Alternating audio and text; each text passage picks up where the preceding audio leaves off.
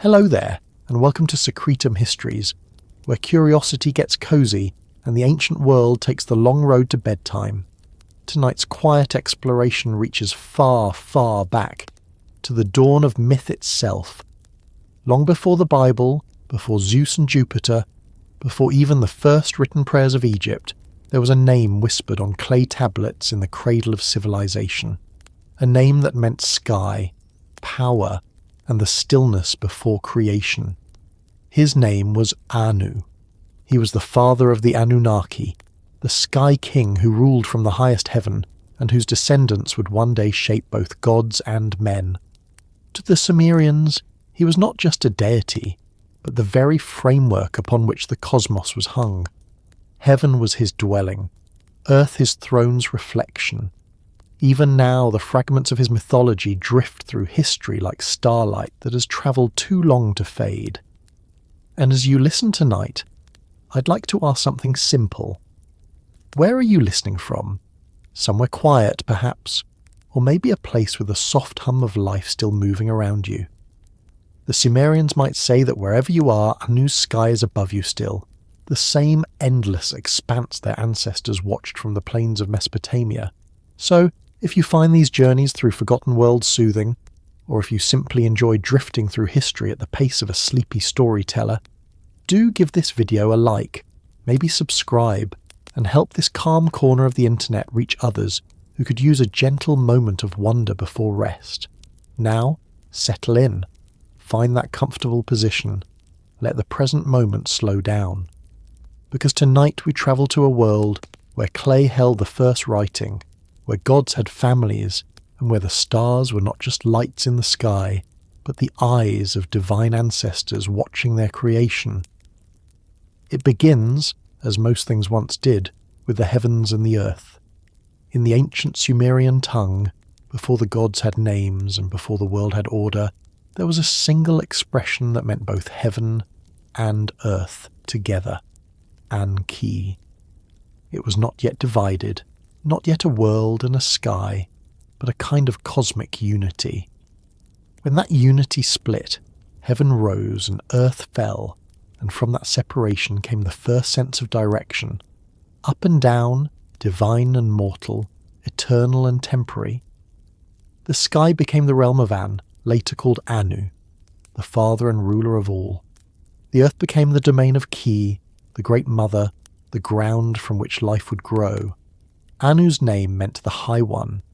He was not a thunder god, nor a sun god, nor even a god who walked among men.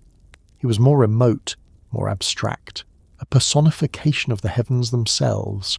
If Enlil was the breath of wind and Enki the life-giving water, then Anu was the endless, unreachable vault in which all possibility dwelled. The Sumerians did not picture him as a man with a beard seated on a throne of clouds, but as the essence of the sky itself, the boundless dome under which everything existed. When early priests and scribes described him, their tone was reverent, distant. Anu did not speak to mortals directly. He did not meddle in wars or grant wishes. He delegated, he reigned. He was the centre of divine authority, but not of divine drama. His presence was like the still air before a storm, vast, silent, and full of potential. The myths say that when Anu looked down from his heavenly court, he saw a world in need of caretakers, so from himself, or from the mingling of heaven and earth, came the younger gods, the Anunnaki. Their name literally means those of royal seed, or the princely offspring. In later traditions they would be remembered as judges, builders, and watchers of mankind, but in the beginning they were simply his children, tasked with shaping the world according to their father's unseen will. This idea that creation was a delegation of power rather than an act of personal craftsmanship tells us something profound about how early Sumerians viewed divinity. To them, the universe was not born of emotion or conflict. It was organised, layered, and hierarchical, much like their own society. Anu sat at the top, distant yet essential. Beneath him were the great gods, and beneath them the minor ones, and beneath them, humans. Every level served the one above, Every being had its function. When you picture ancient Mesopotamia, imagine cities of baked clay and reeds, rivers glinting with sunlight, ziggurats rising like stairways to the heavens. The people who built them looked up at the stars and saw the very presence of Anu scattered across the night. Each star was believed to be one of his decrees, fixed in the sky. In the temple complexes, priests aligned their rituals to celestial patterns, believing that every movement of heaven mirrored the thoughts of the god who ruled it. There's something strangely comforting about that image, isn't there? The idea that order exists because someone or something set it that way. That even chaos has a design if viewed from high enough above. The Sumerians did not pray to Anu for personal fortune. They invoked him when affirming cosmic laws. Kings were crowned in his name not because he was present, but because he symbolized legitimacy itself. To say, by Anu's will, was to declare that the act was right, fated, and aligned with the natural order of heaven and earth. Over time, as centuries passed and empires shifted, Anu's image evolved. In Akkadian myths, he became more anthropomorphic, seated in a golden palace at the zenith of the sky, his robe shimmering like the stars. His consort was Antu, Queen of Heaven, and together they ruled a court of divine beings. The younger gods came to him with petitions, disputes, and requests, much as earthly kings received their nobles. From his throne, he would pronounce judgments that even the other gods could not overturn. This notion of a celestial court was crucial to Mesopotamian religion. Every divine act had to be approved by Anu. When Enlil wished to send the flood that would cleanse the world, he sought Anu's sanction. When Inanna, goddess of love and war, descended into the underworld, she carried divine decrees stamped with Anu's authority. Even the rebellious gods who rose against their labouring roles were, in a sense, rebelling against the structure their father had ordained. It's interesting that in this ancient cosmology, Anu rarely intervened directly. He wasn't a hero or a punisher, but a principle. His will moved through intermediaries, and that distance gave him permanence. Mortal kings could fall, temples could crumble, but the sky remained. And as long as the sky existed, Anu's reign endured. There's a subtle beauty in that kind of theology, a quiet reverence for stability over spectacle. For a civilization constantly challenged by floods, droughts, and the unpredictability of the Tigris and Euphrates, the sky was the one constant. It watched everything, recorded everything, judged nothing. In that silent dome they found both awe and reassurance. Imagine for a moment standing in the courtyard of Uruk at dusk. The air is heavy with dust and incense. The temple of Anu towers above the city, its steps leading upward until they vanish against the fading blue. The priests light torches, the stars begin to appear. To the people gathered below, those stars are not just lights, they are symbols of the divine order, proof that somewhere beyond reach, the father of the gods still watches. And perhaps that's why Anu endured when so many other deities faded. He represented something larger than any single story. He was continuity itself. As human history unfolded and the Sumerians gave way to Akkadians, Babylonians, Assyrians, and eventually to the myths that would influence the Hebrew and Greek traditions, Anu's essence remained woven into the fabric of heaven. Even when his name was replaced, his role persisted. In the Babylonian creation epic, the Enuma Elish, Anu's presence is quieter but still central. He is the father of Ea and grandfather of Marduk, the hero god who slays Tiamat, the primordial chaos. Even as other deities take the stage, Anu's lineage defines their legitimacy. Power flows downward from his throne through generations of divine heirs, much like royal bloodlines on Earth. What's remarkable is that traces of Anu's concept can still be felt in later faiths. The idea of a remote, all-seeing father figure who dwells in heaven and whose will governs creation did not vanish. It transformed. The Sumerian sky god became, in fragments and echoes, the ancestor of countless later theologies. His heaven turned into paradise, his decrees into commandments, his unseen authority into the idea of the divine itself. So as you rest beneath whatever sky covers you tonight, remember that you are looking up at the same vastness the Sumerians once called An, the same canopy they believed was a living being, endless and eternal. To them, each breath of wind, each movement of a star, was the continuation of a story written long before humanity existed. And in that vast story, Anu's role was not to create by hand, but to set the laws that would allow creation to unfold. He was not the artist, but the architect, not the voice, but the silence that made speech possible.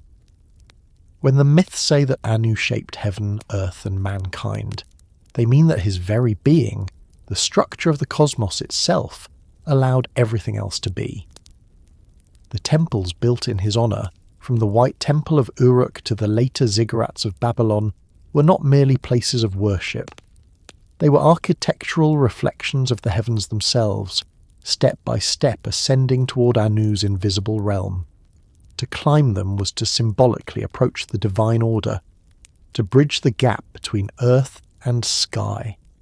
And now, as we move from this gentle introduction into the deeper stories of how the heavens were born, how gods came to be, and how mankind entered their design, keep that image in your mind, the stillness of the sky, the quiet authority that began everything, and the soft hum of time itself beneath it.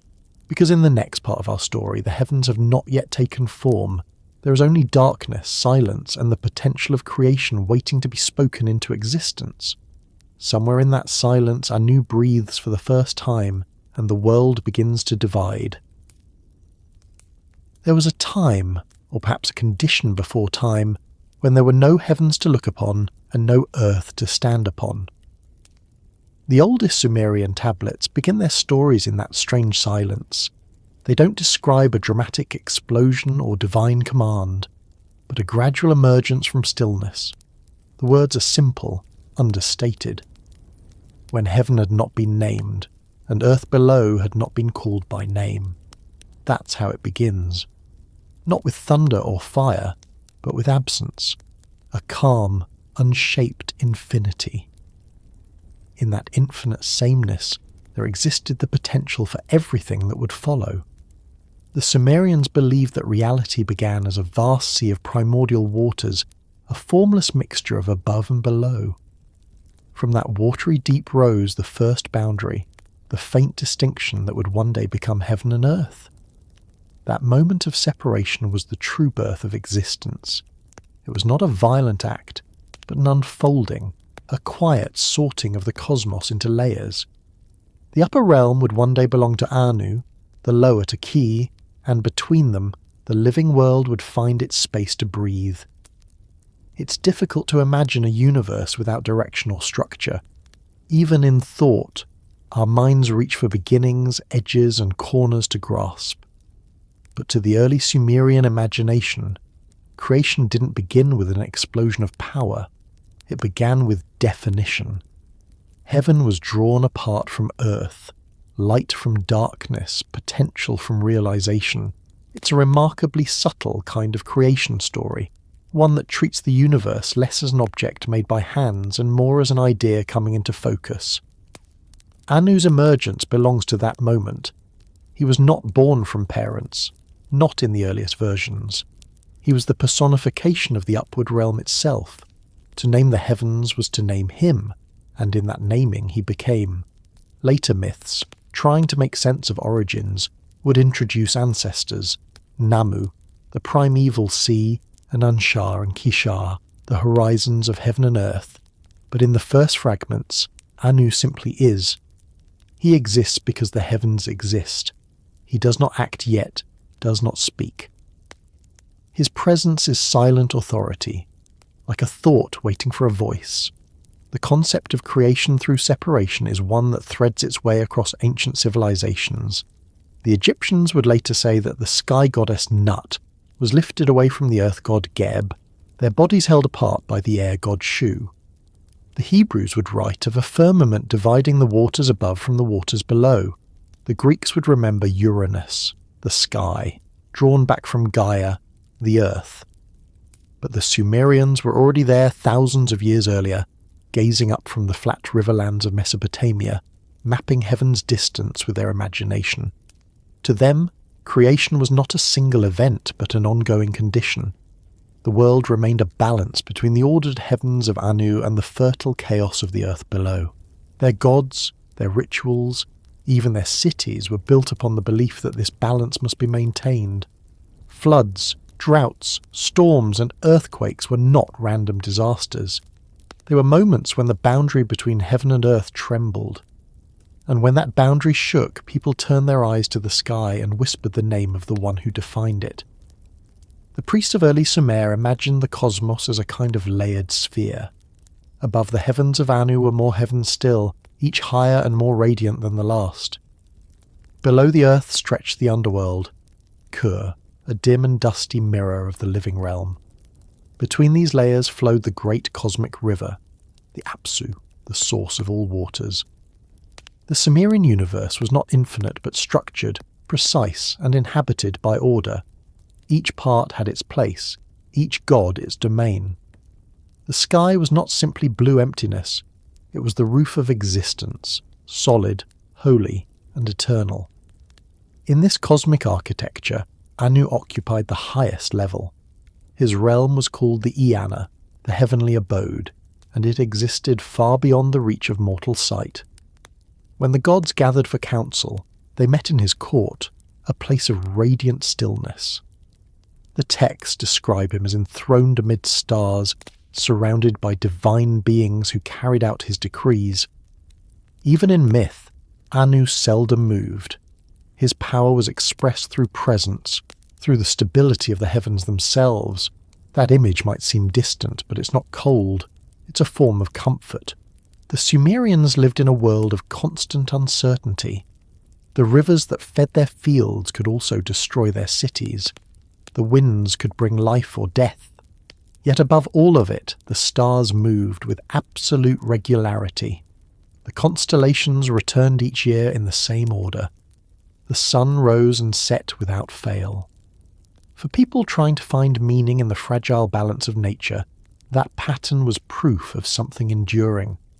Anu was the embodiment of that endurance. When they carved his name into clay, they wrote it with a single wedge-shaped symbol, a star. It's one of the oldest written symbols in human history, the Star of An. That sign would later become the determinative for all gods in the cuneiform script, a tiny indicator placed before divine names to mark them as sacred. Every god's name began with the Star of Anu, as though to say that all divinity descends from the sky. Even writing itself, the act of impressing symbols into clay, began under his sign. To write the word for God was to invoke his presence. It's remarkable how early humanity connected divinity with the act of naming.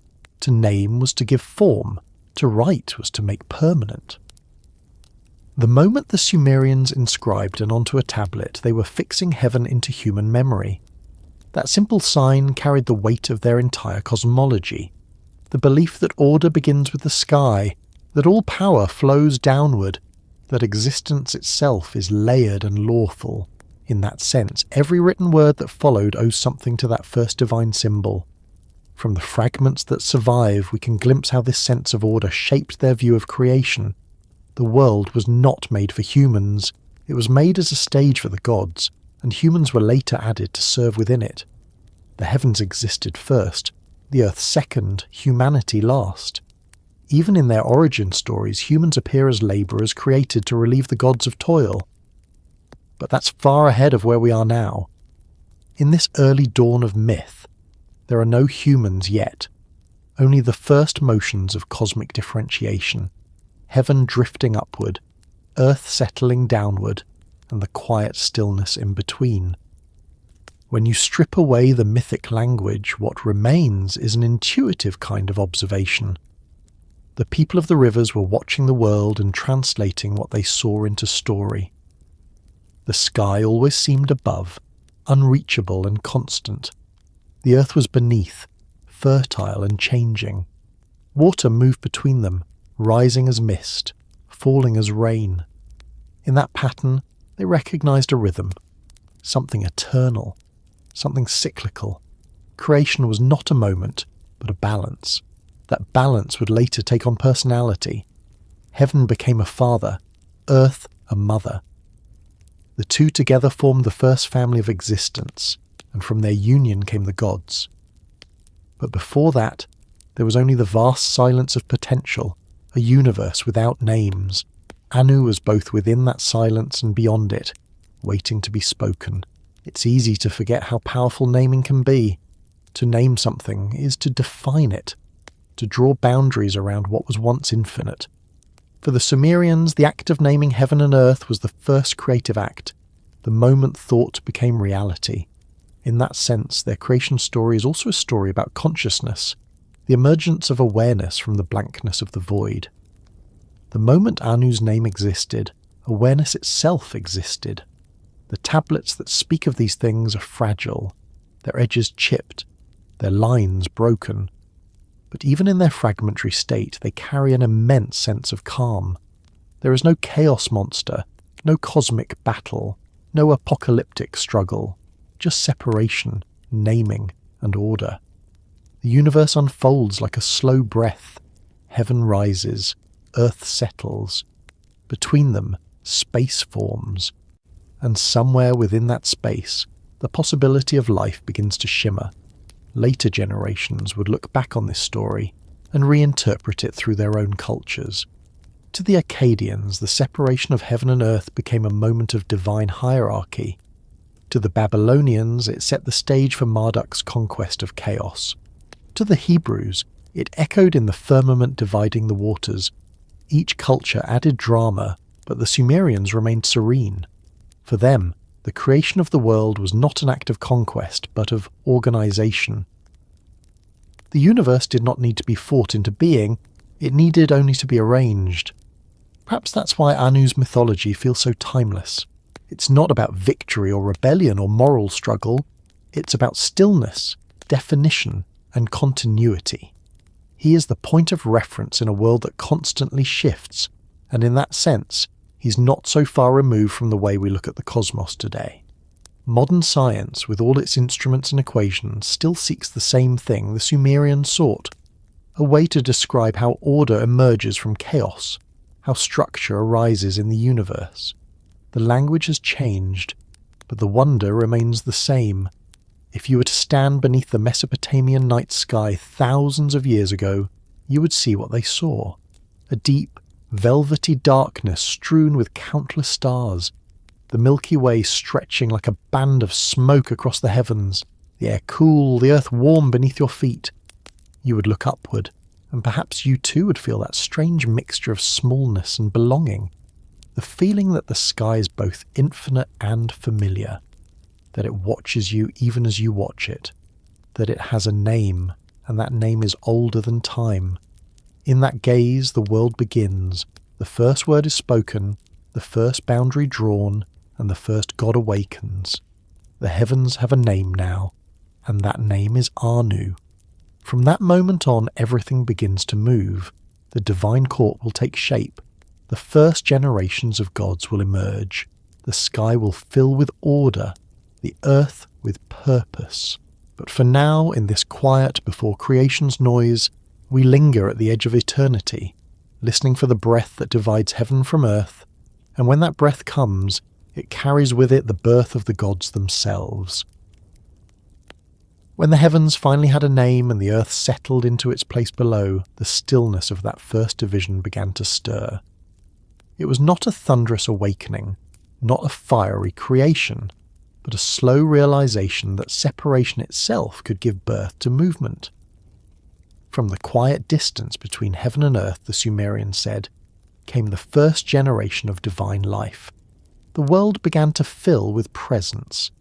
In the earlier Sumerian hymns, this process feels less like mythology and more like observation turned inward. They wrote of the sky and earth leaning toward one another, of moisture rising and falling, of wind moving through empty space, and from those motions the first personalities emerged. The union of Anunnaki, heaven and earth, gave rise to their children, the first of the gods who would populate the universe. and just as their parents represented the vast and the solid, the above and the below, their offspring would embody the movement between. The first among them was Enlil. His name meant Lord Wind, or Lord of the Air. He was the invisible breath that filled the gap between heaven and earth, the living bridge between realms. In many versions, it was Enlil who physically separated his parents, lifting the sky high above and pressing the earth down to make room for the world we know. It's an image of extraordinary elegance, a god not born to destroy or dominate but to create space. Without Enlil's separation, there would be no air to breathe, no distance in which time could unfold. Anu's role in this generation was both fatherly and symbolic. He did not act in the way we think of gods acting. No thunderbolts, no battles, no jealousy. But his essence infused all that followed. Every god who came after him bore part of his nature: order, distance, and permanence. When Enlil raised the heavens, he was acting out his father's principle of distinction. When Enki, the god of fresh waters, began to shape the living world, he was expressing his father's quiet intention that creation should organize itself into patterns. Anu's family grew in complexity as the myth spread from city to city. Uruk, Nippur, Eridu. Each city gave its own flavour to the genealogy of heaven. Some tablets describe Anu and Ki as the parents of Enlil and Ninhursag, the great mother goddess of the mountains. Others say that Anu begat the twin horizons, Ansha and Kishar, who together enclosed the universe. And in still later Akkadian retellings, Anu becomes the father of Ea, or Enki, and the grandfather of Marduk, the young champion who would rise to power in Babylon's cosmology. What unites these shifting traditions is the idea of continuity. The divine family tree was never fixed, but it always flowed from Anu. His bloodline was the backbone of the cosmos. Even when his descendants argued, rebelled, or fell into conflict, as they often did, they still traced their authority to him. The Sumerians didn't see contradiction in this. To them, the heavens were a reflection of earthly society. A king could be remote, yet still the source of law. A father could withdraw, and still define the lives of his children. It's telling that the earliest temples dedicated to Anu were also centres for observing the sky. The White Temple at Uruk, perched high above the city, was aligned to the stars. Archaeologists have found its foundation still holding traces of gypsum plaster, gleaming in sunlight like bone. Inside, the priests would have watched the heavens nightly, noting the movement of constellations that represented Anu's offspring. Each star was thought to be one of the gods, a luminous body carrying divine order across the sky. To chart those lights was to trace the family of heaven itself. The priests spoke of 3 great celestial bands dividing the sky, each governed by one of the major deities. The path of Anu lay across the central belt, the equatorial zone where the stars rose and set evenly through the year. To the north stretched the path of Enlil, and to the south, the path of Enki. When the stars crossed from one zone to another, it signified the mingling of divine powers. These observations were not just astronomy, they were theology written in starlight. Anu's domain was the middle, the point of balance between above and below. That balance extended into the moral world as well. Anu's offspring were not perfect. They fought, plotted, and sometimes overstepped their roles. Yet every transgression was measured against the principle he represented, order maintained through distance. When a god's behaviour disturbed that balance, it was Anu's authority that restored it. The myths often describe him convening councils of the gods to deliberate cosmic issues. His decisions were rarely passionate, they were procedural, inevitable, the outcome of universal law. In one old story, the god Enki creates humankind from clay mixed with divine blood, an act meant to ease the burdens of lesser gods who toiled endlessly maintaining the world. When the creation is complete, Enki brings the news to Anu's court. The higher gods debate whether mortals should exist, whether they should be free or bound to service. Anu's response is measured. He grants humanity its place but sets limits. Mortality, dependency, reverence. It's not wrathful, just practical. The balance must be kept. The heavens rule, the earth labours, the connection between them endures. That pattern, creation followed by structure, would repeat throughout Mesopotamian mythology. Each new generation of gods brought energy and change, and each time Anu's presence served as the corrective, the reminder that all motion needs a centre. To modern readers, this might seem abstract, but to the people who built their lives around river floods and harvest cycles, this understanding of balance was more than philosophy. It was survival. Too much rain, the fields drowned. Too little, the crops withered. Somewhere between, life persisted. Anu was that somewhere between. The myths describe his children taking charge of various forces of nature. Enlil governed the wind and the air, Enki ruled over waters and wisdom, Nana watched the moon, Utu the sun, Inanna the planet Venus. Each one a fragment of the order that began with Anu. The pantheon expanded, mirrored in the heavens. When a new celestial body was identified, it found its place in Anu's family. To know the stars was to know divine genealogy. And so the great story of creation became a mirror for human society. Just as gods descended from Anu, kings claimed descent from the gods. The city itself was organized like the cosmos, temples at the center, surrounded by walls, surrounded by fields, surrounded by the untamed wilderness beyond. Everything radiated outward from a point of divine order, just as all power radiated from the heavens. It's a subtle but profound way of seeing the world, not as chaos subdued by strength, but as structure maintained by alignment. When the tablets speak of Anu and his children, there's a tone of administration as much as divinity. The gods hold offices, pass decrees, settle disputes. The universe is a kingdom, and Anu its distant sovereign. To us this might sound bureaucratic, but to the Sumerians bureaucracy was sacred. Order meant survival. The predictable flow of water through canals, the measured division of fields, the steady return of stars, all of it was divine order in motion. Anu was not a god of miracles. He was a god of structure. Even when myths became grander in later ages, filled with conflict and cosmic drama, Anu remained unshaken. In the Epic of Gilgamesh, the gods send the bull of heaven as punishment, and that bull is said to be Anu's creature. But Anu himself doesn't appear in anger. He authorizes the act. His hand remains behind the scenes, his presence felt only through the decrees that ripple outward. The same calm detachment that defined the sky defines his rule. There's a quiet parallel here between Anu's creation of the divine family and the way human understanding itself expands. The first concept, heaven, gives rise to the second, earth.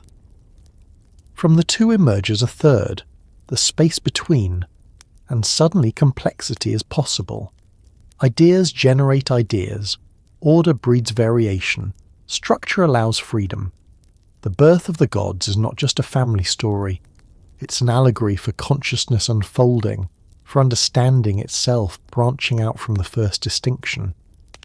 When we look back across those ancient stories, it's tempting to read them as primitive science, as early attempts to explain the natural world. But they're also something more intimate. They're reflections of human experience. The Sumerians were describing what it felt like to live between two immensities, the solid ground and the open sky, and to sense that both were alive. Anu was the embodiment of that awareness, the moment when humans first looked upward and felt meaning looking back. The idea of a sky father is nearly universal. From the Greeks' Uranus to the Egyptians' Ra, from the Vedic Dios Pitar to the later Roman Jupiter, the archetype persists. But Anu is among the oldest. He stands at the point where mythology first emerges from prehistory. His children populate not only his own pantheon but the mythologies that followed. The pattern of father gods and rebellious sons, of creation followed by succession, begins here, in the cradle of the Tigris and Euphrates. And yet, for all his importance, Anu remains curiously undefined. The texts rarely describe his appearance, rarely attribute emotions to him. He is form without body, authority without passion. Even when the younger gods rebel, when they quarrel over humanity or power, Anu seldom intervenes in person. He does not destroy them. He simply adjusts the balance, raises one, lowers another, ensuring that the structure holds. The heavens do not rage, they correct. In the old hymns, his name is invoked at the start of rituals to bless decisions, to affirm truth, to sanctify agreements. Before any other god is called, the priest speaks the star of Anu, the divine determinative, to mark the words as sacred. Without that invocation, the ceremony lacks legitimacy. It's as if every prayer, every contract, every act of devotion must pass first through his silent presence. Even when unseen, he anchors the entire system of belief. That stillness has its own gravity. The further the myths evolve, the more human the other gods become. They love, they fight, they weep, they laugh. But Anu remains the still centre. His constancy gives context to their change. In that way, the Sumerian pantheon mirrors the human mind, a hierarchy of impulses and intentions orbiting an unseen core of awareness. Anu is that core, unreachable, undefinable, yet undeniably there.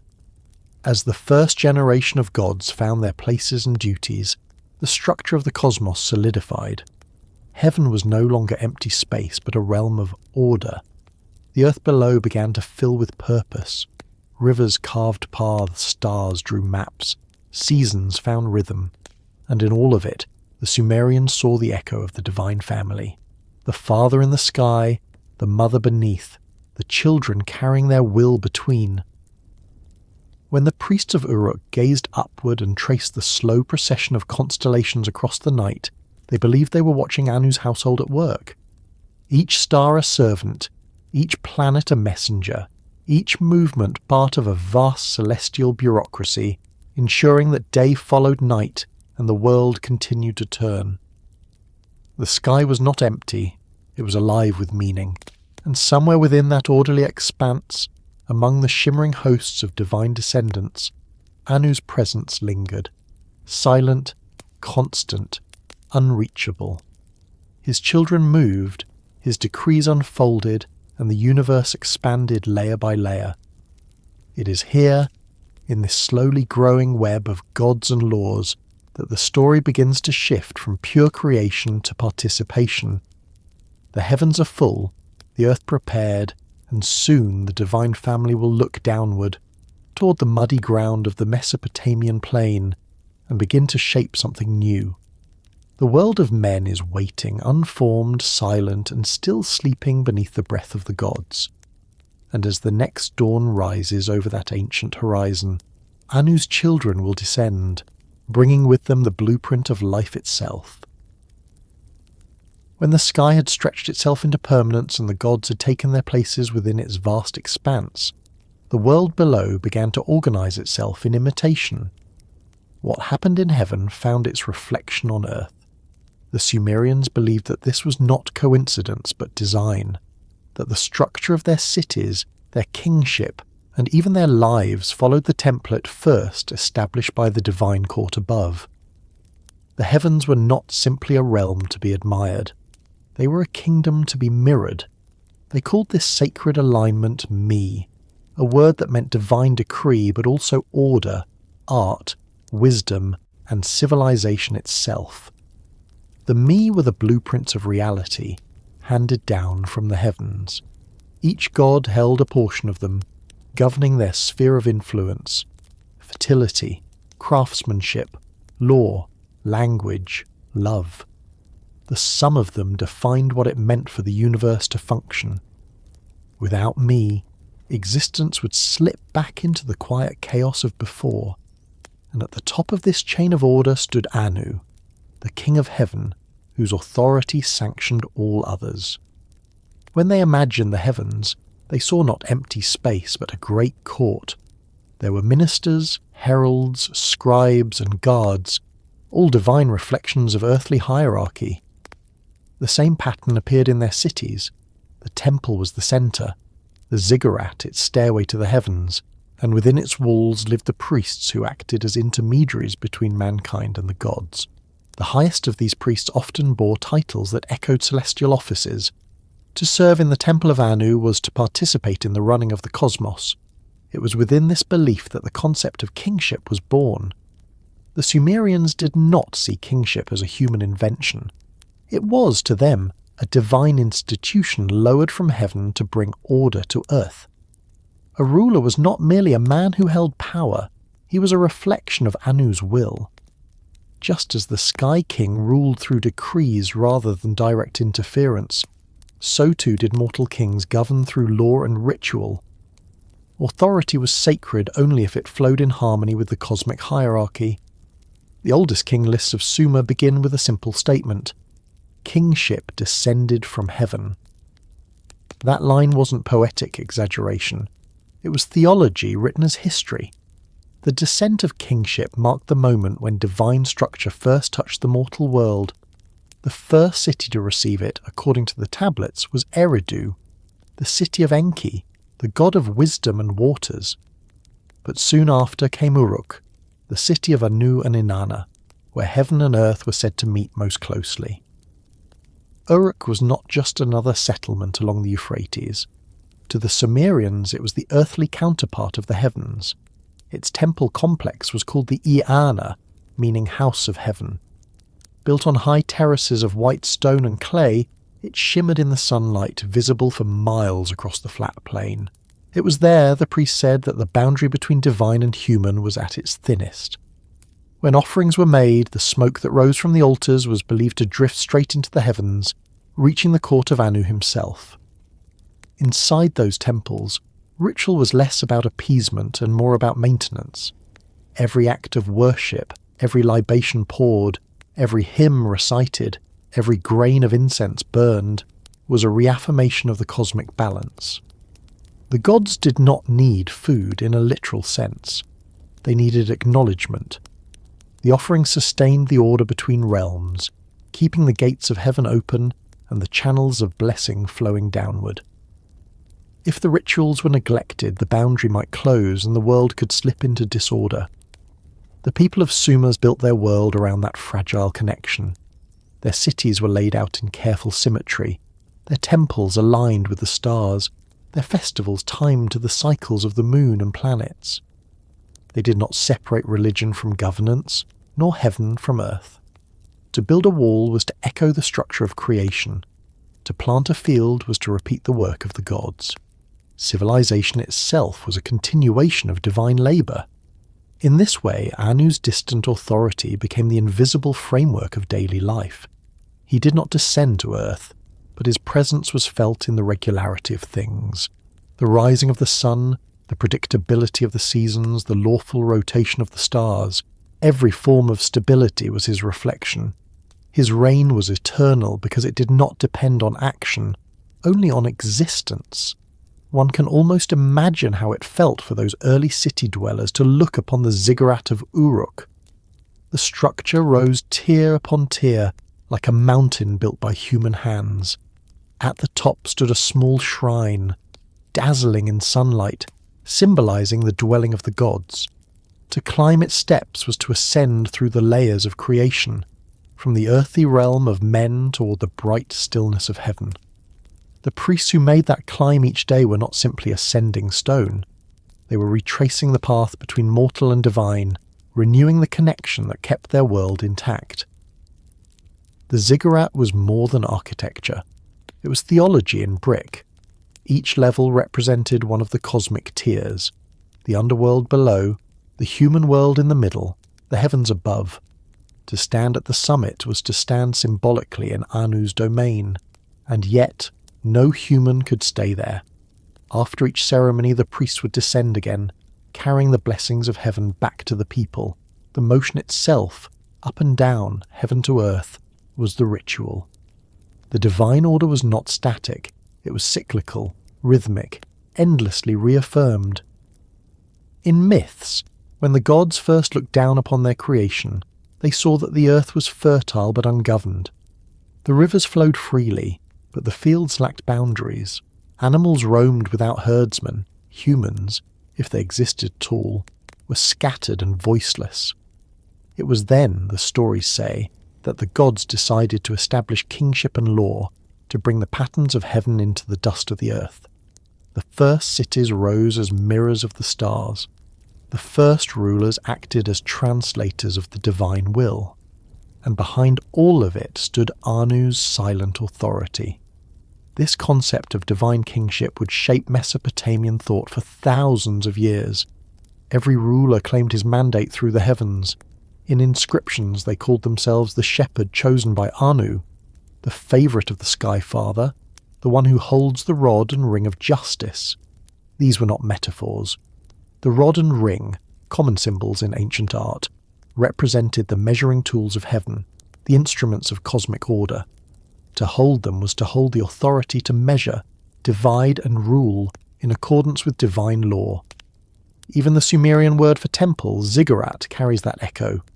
It comes from zakaru, meaning to rise up or to build high. Every temple was an imitation of the first separation of heaven and earth, a repetition of the moment Anu's realm lifted away from the chaos below. In building upward, humanity was reenacting creation itself, ensuring that the bond between realms remained strong. It's striking how naturally the Sumerians wove cosmic ideas into ordinary life. Their farmers read omens in the sky before planting crops. Their builders aligned foundations by the stars. Their law codes were structured on the same logic as the divine decrees, clear, ordered, tiered in hierarchy. To them, justice was not an invention of man but a reflection of the cosmic balance established by Anu. When judges sat in court, they were repeating the heavenly councils where gods deliberated over the fate of worlds. The Sumerians saw no contradiction between their devotion to distant gods and their practical understanding of the world. Theirs was a religion of continuity, not mystery. The same patterns that governed the stars governed irrigation canals and trade routes. The same order that defined Anu's court defined the marketplace. Heaven and earth were not separate realities, but layers of one immense self-sustaining structure. Over centuries, as their civilization matured, this structure grew more elaborate. The pantheon expanded, the myths became richer, and Anu's role grew ever more abstract. He became less a personality and more a principle, the embodiment of authority, legitimacy, and cosmic law. His name appeared in royal inscriptions, treaties, and prayers, always in the same way, as the silent witness to truth. By Anu's word meant something was binding. No argument could rise higher. Yet despite his remoteness, he remained central to the people's imagination. When they looked at the night sky, they didn't see emptiness. They saw the seat of government. The stars were lights in the windows of the heavenly palace, each representing a god at work, keeping the machinery of existence turning. The Milky Way was their road, the path of the Anunnaki, linking heaven and earth. To live under that sky was to live inside a divine system, one that never slept, never aged, never stopped. And within that order, there was always motion. Just as heaven ruled over earth, the gods ruled over men. But there were moments when the lower rose to meet the higher. The Sumerians told stories of these crossings, of divine messengers descending in whirlwinds, of kings who were granted audience in the heavens, of priests who dreamed of stars speaking in human voices. These were not miracles in the modern sense. They were reminders that the boundary between realms was meant to breathe, not harden. To them, contact with the divine was not about transcendence, but about communication. Heaven spoke through signs, through the flight of birds, the flicker of stars, the shape of smoke. Earth answered through ritual, through the rhythmic repetition of sacred words. It was a conversation without end, and as long as that exchange continued, the world remained whole. This relationship between heaven and earth, between the divine and the human, was the first kingdom, not a kingdom of conquest, but of reflection. Everything above was echoed below. The laws of heaven became the laws of men. The order of the stars became the order of cities. The rhythm of creation became the rhythm of life. And at the centre of it all, silent, steady, unseen, Anu remained. The Sky Father whose presence held the fabric of heaven and earth together. He did not need to descend to rule. His authority was the distance itself, the space that allowed life to exist, the calm between all motions. It was within that calm that civilization found its shape. From temples and canals to laws and songs, everything was a translation of the heavens. Humanity had not invented order, it had inherited it. And as the people of Sumer went about their days, tilling the soil, baking bread, watching the sky darken into the same deep blue that had once been nameless, they were living inside the reflection of Anu's first decree. The world at last was organized. Heaven and earth were bound by invisible lines of purpose. The gods had settled into their stations. And the time was approaching when those gods would turn their gaze downward once more, to the creatures now stirring in the dust. The beings who would one day speak their names, build their temples, and carry their image forward through millennia. The world was ready for its caretakers, and soon the children of Anu would come to shape them. The order of heaven and earth had been established, and from that order the world began to breathe. The Sumerians described this moment not as an end to creation, but as its continuation. The separation of heaven and earth had given rise to space, and within that space new forces began to awaken. The Sky Father, Anu, remained in his distant realm, the silent axis of all authority. But his children, the gods born from his vastness, became the hands and voices of the cosmos. Through them, the design of heaven took form in the living world. The first among these was Enlil. His name meant Lord of the Air, and he embodied the invisible element that connected above and below. In myth, it was Enlil who first acted upon the stillness. When the heavens had not yet lifted high enough and the earth lay pressed too close beneath, he raised the sky and fixed it in place. The texts say he did this not in rebellion, but in fulfillment of the cosmic plan. His task was to keep the two realms apart, yet bound, heaven above, earth below, and the air between them moving like breath. Enlil was both divider and bridge, a paradox the Sumerians understood deeply. The wind was intangible, unseen, yet it moved mountains, brought storms, carried seeds, and whispered through temples. It was presence without body, power without form. To them, Enlil was the animation of the world itself, the pulse of Anu's distant order flowing through everything that lived. If Anu was stillness, Enlil was motion. From his domain in the city of Nippur, Enlil presided over the affairs of gods and men alike. The great temple built in his honour, called the Akur, was said to stand at the centre of the universe, where the destinies of heaven and earth were written. Priests there believed that every event, from the birth of a king to the rising of a star, was first decreed in the Akur. The records carved into its walls were copies of decisions made in the heavens. Even the gods themselves were subject to its laws. When divine disputes arose, it was in Enlil's court that they were settled.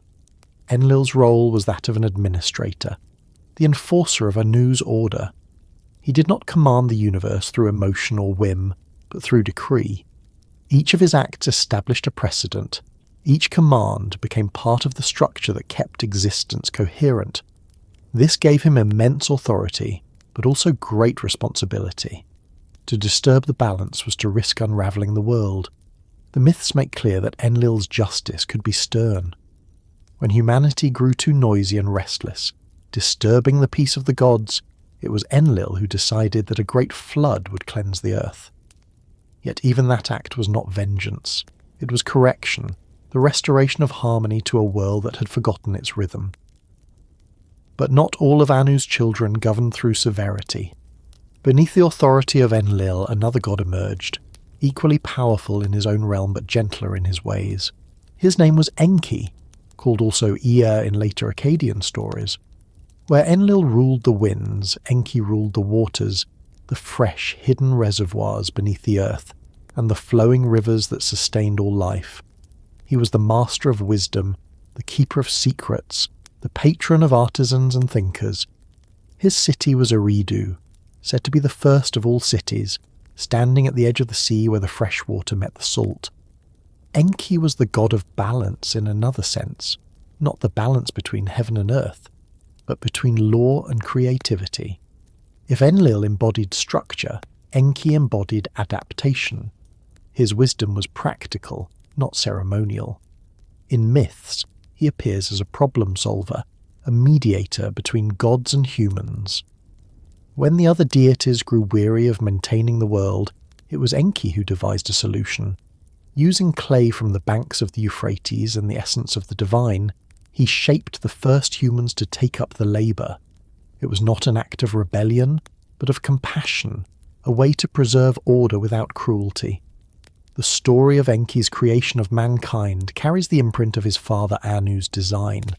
Humans were not made to rule the gods, but to share in the rhythm of maintenance. Their task was service, tending the fields, offering prayers, sustaining the cycle of giving and receiving. Yet, unlike the beasts of the wild, humans were given intelligence. That spark, the Sumerians said, came from Enki himself. He infused them with his wisdom, allowing them to understand language, build cities and reflect upon the world.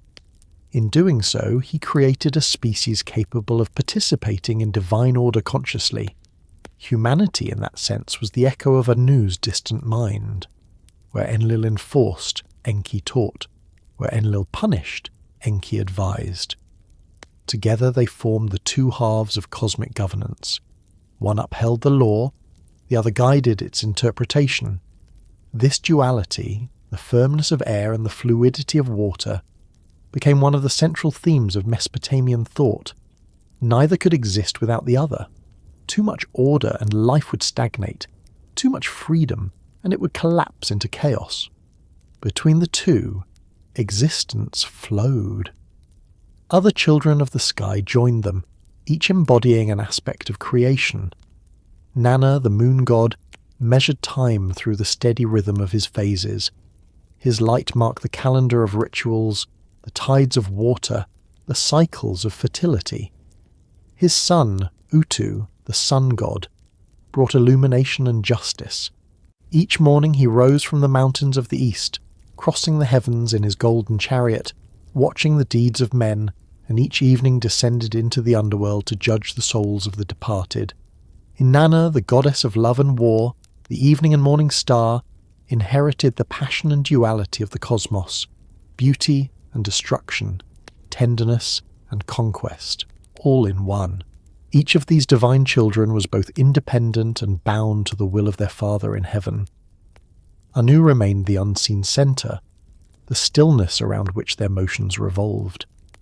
The Sumerians imagined the gods convening in councils much like human assemblies, each presenting their case, debating, and seeking the approval of Anu above. His judgment was final, though it rarely came with spectacle.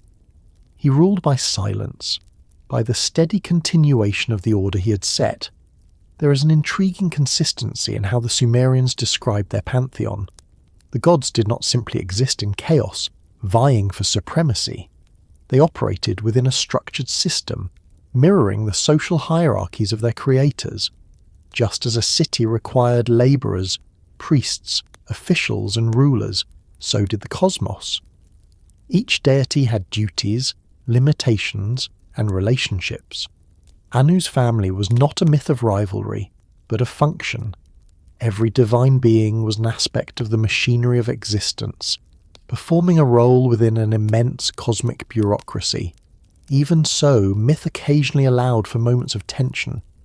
When the younger gods, the Agigi, grew weary of their labours digging canals and maintaining the world, they rebelled. The tablets describe them casting down their tools, surrounding Enlil's temple and demanding relief. The higher gods debated. Should the rebels be punished, or should a new creation take their place? It was Enki who proposed the answer, the making of humankind. Thus rebellion itself became part of divine evolution, not through destruction, but through adaptation. The universe adjusted just as Anu's order intended. This story reveals something quietly profound about Sumerian thought. Creation was not a single act completed once and for all. It was ongoing, a series of adjustments and refinements. Each event, rebellion, flood, renewal, was part of the continuous rebalancing between heaven and earth. Even divine mistakes were folded back into the structure. The world was not fragile, it was resilient, self-correcting, guided by the unseen principle that Anu embodied. In this unfolding hierarchy, humanity became both servant and observer.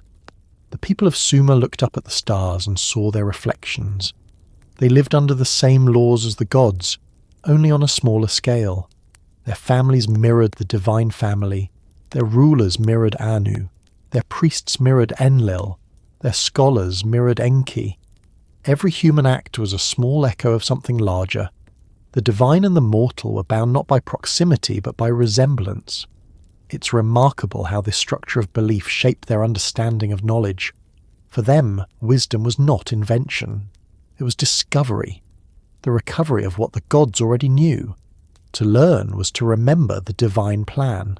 When a craftsman built a tool, when a musician plucked a string, when a scribe pressed a tablet, they were not creating something new, but participating in the eternal order that began in heaven. Knowledge was sacred because it bridged the distance between mortal and divine. This reverence for knowledge made Enki one of the most beloved of all the gods. He was approachable in myth, clever, sometimes mischievous, but always protective of humankind. When the flood came by Enlil's decree, it was Enki who warned the chosen man, Ziusudra, guiding him to build a vessel to survive. His defiance was not rebellion. It was mercy within law, an echo of Anu's fairness, not its contradiction. The children of the sky each carried a different expression of their father's will. Enlil gave form, Enki gave life, Nana gave rhythm, Utu gave clarity, Inanna gave passion. Together they completed the picture of existence. They were not independent powers vying for dominance, but facets of one immense system, the universe as family, heaven as household. In that vision, everything in creation had kinship. The rivers were brothers to the winds, the stars cousins to the mountains, the moon sister to the sea. Even humanity was family not by blood, but by function. They were the younger siblings in a vast cosmic lineage, destined to work and learn under the watchful eyes of their divine elders. And still, beyond all of them, Anu remained distant, invisible, but unchanging. The myths say that when the younger gods met in council and their debates grew loud, a hush would fall when Anu's name was spoken. It was not fear that silenced them, it was recognition. They were remembering their origin, the silent sky that gave them meaning. That stillness would come to define the rhythm of all existence. The heavens moved, the earth turned, rivers flowed, winds shifted, and yet above it all the vault of Anu's realm stayed constant. His children could act, argue, and reshape the world, but their actions were contained within the boundaries he had set. No matter how far they reached, they remained within the sky's embrace. And so, from heaven's invisible architecture, the living world continued to unfold, guided by wind, shaped by water, measured by moonlight, and warmed by the sun. The children of the sky had taken their stations. The universe was alive now, no longer silent, but humming with purpose. Soon their attention would turn again to the beings of clay below, those small reflections of divine order who had begun to walk upright beneath the gaze of their creators. The gods would shape them further, teach them language, law, and worship, and through that bond, heaven and earth would be bound even more tightly. The family of Anu had filled the cosmos. Now they would fill the world. Far above the dust of the cities and the murmuring rivers of the plains, the Sumerians imagined a place that was both real and unreachable. They called it the Palace of Anu, the dwelling of the highest god, the seat of the divine court, and the origin of all decrees that governed the cosmos. It was not described in golden detail, not painted in fire or thunder as later heavens would be. It was serene, luminous, and vast, a kingdom built of order itself. The stars were its windows. The sky was its floor. In the minds of those early scribes, the heavens were not infinite emptiness. They were structured like a city, tiered in layers, each one belonging to a different class of gods. At the topmost layer, beyond the path of the moon and the wandering planets, stood Anu's realm, known simply as An. It was perfection embodied. No sickness, no decay, no conflict ever reached that height. The air was pure light. The soil, if such a word could be used, was of crystal clarity. Every sound was harmonious, and every motion followed divine rhythm. To dwell there was to exist within the logic of creation itself. Anu's palace was the centre of this celestial kingdom. The Sumerians imagined it as an enormous court surrounded by radiant walls that shone like polished stone. Around it spread the domains of his divine descendants, the mansions of the stars, the orbits of planets, the paths of winds and waters. The entire cosmos was a royal residence, each part serving its function, all sustained by the stillness of the Sky Father seated in his hall. The myths do not describe Anu walking among gardens or holding banquets. His presence was not expressed through movement, but through stability. The palace above the stars did not need to be tended or guarded. It was self-sustaining, eternal. It existed because the universe required a centre that did not change. Just as the pole star holds its place while the heavens turn around it, Anu's palace remained fixed while all else revolved. Within this celestial court the younger gods gathered to deliberate. The texts speak of councils where matters of cosmic consequence were discussed.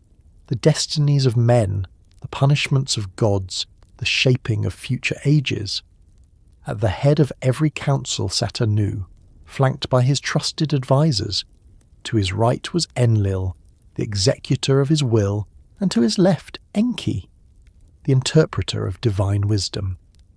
When the time came for a decision, Anu would not shout nor gesture.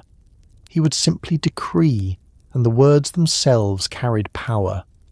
Once spoken, they could not be altered. They were written instantly into the fabric of the world, becoming the laws that even the gods obeyed. The Sumerians saw these decrees as literal forces, the same divine principles that held the stars in their courses and sustained civilization on earth. Each time a priest read aloud a sacred text or a king swore an oath by the heavens, he was echoing those first divine words. The authority of speech was a reflection of Anu's own voice. For that reason, silence was considered sacred. To speak the name of the Sky Father without purpose was to invite imbalance. Only in ceremony, when the stars were properly aligned, could his name be uttered in full. It's striking how often the palace above the stars resembles the administrative centres of Sumer itself. The priests and scribes who imagined heaven were the same people who managed temple economies and recorded laws. To them, the universe functioned like a city, a hierarchy of order maintained through communication, duty, and tribute. The gods were not abstract forces, but officials within a divine bureaucracy. Each had titles, responsibilities, and reports to deliver to the High Court of Anu. In this reflection of society, the cosmos became intelligible. Heaven was the first government, the prototype of all earthly authority. From time to time, messages flowed between the palace above and the world below. The Sumerians called them the words of Anu, though they arrived not as thunder or visions, but as patterns, an eclipse, a flood, a favourable wind. To them, such events were not accidents, but dispatches from the sky. The priests of Uruk and Nippur watched for these signs carefully, recording them on clay tablets in meticulous cuneiform. The position of a star, the direction of smoke, the colour of dawn, each was part of the ongoing conversation between heaven and earth. In one ancient text, a priest describes how, on a night of perfect stillness, the sky seemed to open. The stars grew brighter, arranged in new forms, and he felt as though he were standing at the threshold of Anu's palace. There, in the vast quiet, he understood that the stars themselves were divine scribes, marking the record of eternity. Each movement across the heavens was a word in the language of creation. The sky, in that vision, was not a backdrop. It was a living archive, an ever-turning tablet upon which Anu's decrees were written in light. Even the architecture of Sumer's temples mirrored this idea. The ziggurats, those great stair-step towers rising from the plains, were designed as terrestrial reflections of the celestial palace. Each level corresponded to one of the heavens, and at the summit the priests performed rituals meant to reach Anu's court. They burned incense so the smoke could carry messages upward, and they watched it rise until it disappeared among the stars. To them, the fragrance was a kind of offering that joined the divine air of Anu's realm. The temple summit was not an end but a doorway, an imitation of the palace's threshold where heaven met earth. Within the stories, when Anu chose to send emissaries to the world below, he did so through the Anunnaki, the great assembly of gods who served as his messengers and judges. These divine beings, his offspring and attendants, carried his laws to all corners of creation. Some governed the movements of the planets, others maintained the balance of life and death. Their authority was vast but not independent. They acted as extensions of Anu's will, their actions reflecting his order. When they appeared in myths, it was not as invaders from heaven, but as envoys of alignment, restoring the structure whenever chaos intruded. The Sumerians understood this not as a distant theology, but as a living reality. When storms swept across the plains, they said Enlil's messengers were descending from Anu's court. When the rivers overflowed their banks, it was the voice of the heavens speaking through Enki's waters. When a new king was crowned, it was the will of the Sky Father expressed through the assembly of gods. Every event on earth was connected by invisible lines to the motions of the heavens. The palace above the stars was not only far away, it was mirrored in everything. To modern eyes, it might seem that such beliefs reduced the world to ritual and fate, but for the people of Sumer, they did the opposite. They made life meaningful. To live in accordance with divine order was to participate in eternity. Every act of work, every prayer, every measurement of a field or carving of a tablet was an imitation of the heavenly process. Even writing itself was a sacred echo. The stylus pressed into clay was a miniature version of the cosmic stylus, pressing decrees into the fabric of reality. The scribes who kept the records of kings were, in their own way, copying the work of the stars. In this vision, Anu's palace became not merely the residence of a god, but the origin of all intelligibility. It was where structure began, the reason rivers had courses, the reason seasons turned, the reason words held meaning. Anu's throne was the seat of definition itself, and while no mortal eye could see it, the order it produced was visible everywhere. The patterns of constellations, the geometry of temples, the rhythm of breath, each was an echo of the harmony above. Some later Babylonian and Assyrian hymns tried to describe the throne room of heaven in more tangible imagery. They spoke of Anu seated upon a dais of lapis lazuli, surrounded by walls of radiant stone, attended by winged beings who bore his emblems of power. They wrote that from his throne flowed rivers of light, branching into the pathways of the stars. Yet even these elaborations could not escape the sense of calm that defined him. Anu was not a ruler of fire or vengeance, but of stillness and law. His majesty was not noise, it was structure. The idea of this celestial palace would ripple outward through millennia. Later civilizations would call it by other names, Mount Olympus, Heaven, the Empyrean, but the core image remained, a realm above, ruled by order from which the destinies of worlds were governed. When the Hebrew scribes later spoke of the Most High dwelling beyond the firmament, they were echoing a concept that had already been old for thousands of years. Anu's palace was not forgotten. It had simply changed languages. For the Sumerians themselves, though, the palace was not merely symbolic. They believed it could be approached in moments of ritual purity and vision. When priests fasted and prayed at the summit of a ziggurat during certain celestial alignments, they believed they could glimpse its light. The experience was described not as travel but as awakening, the sense that one had always been within the structure, unaware until the moment of recognition. The sky was not distant, it was continuous with the soul. That idea lingered in their funerary rites. When a person died, their spirit was said to journey upward, escorted by divine messengers. If they had lived in accordance with cosmic law, if their words had been true, their measures fair, their heart in rhythm with order, they would be received into Anu's realm, joining the quiet company of the stars. The Sumerians did not picture eternal paradise as luxury or pleasure. It was peace through alignment, rest within pattern, dissolution into the stability of the sky. The palace above the stars was both beginning and end, both source and destination. It was the thought before creation and the silence after fulfillment. Every story, every life, every prayer curved toward it as rivers return to the sea.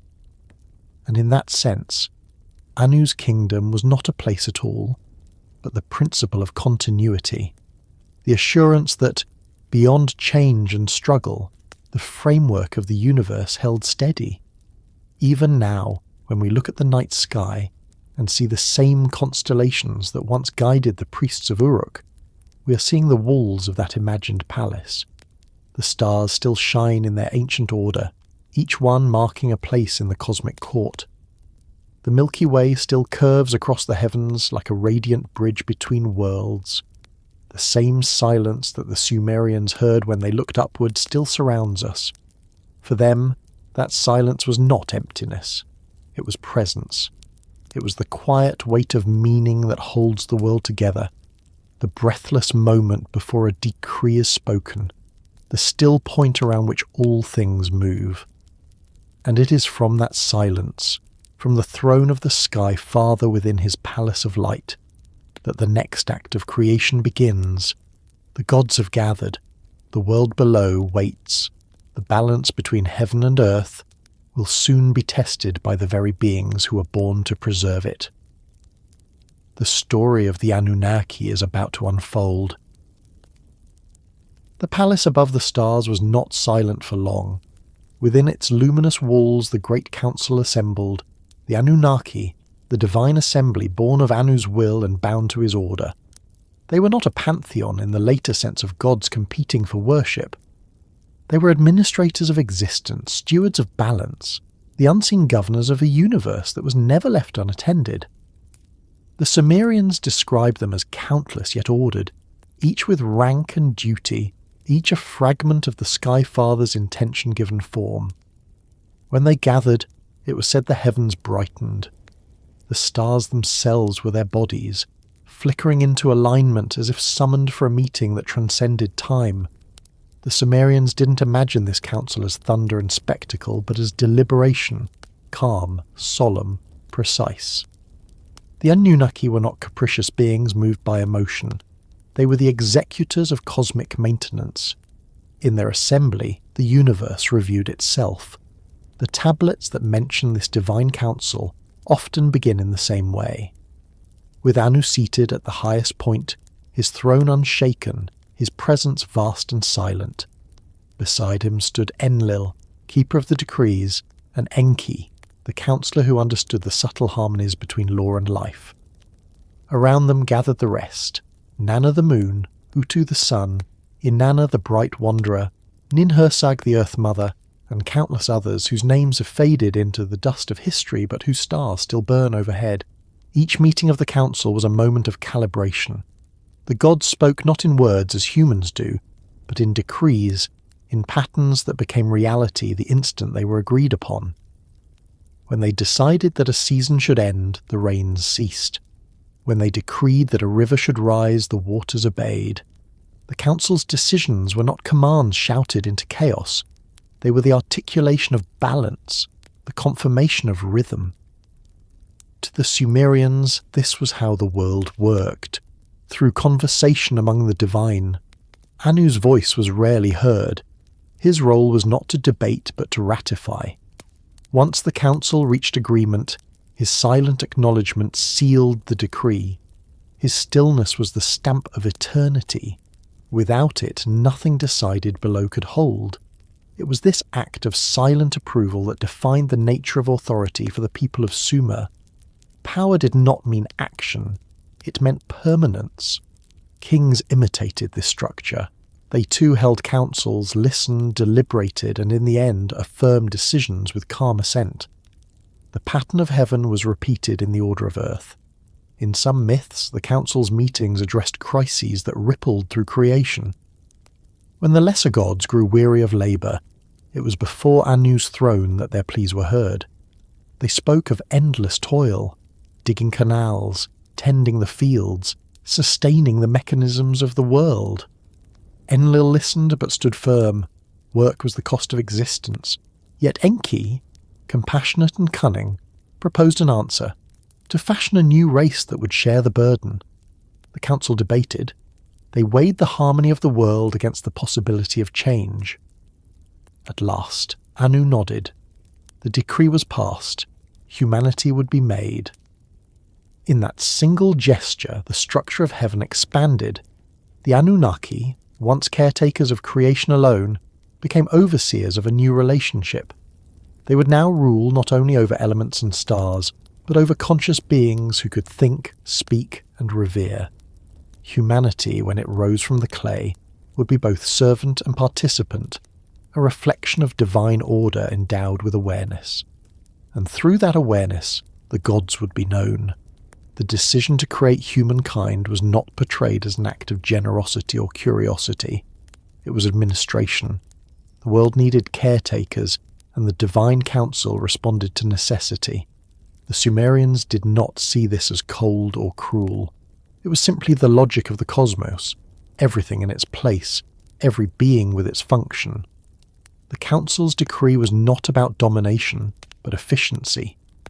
Life existed to keep the world running, and yet within that design something extraordinary emerged: consciousness, memory, story.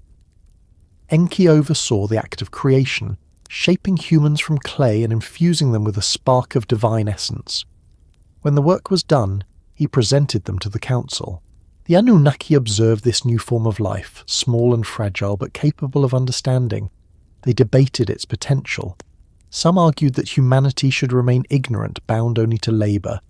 Others saw the value in giving them knowledge so they could maintain the world intelligently.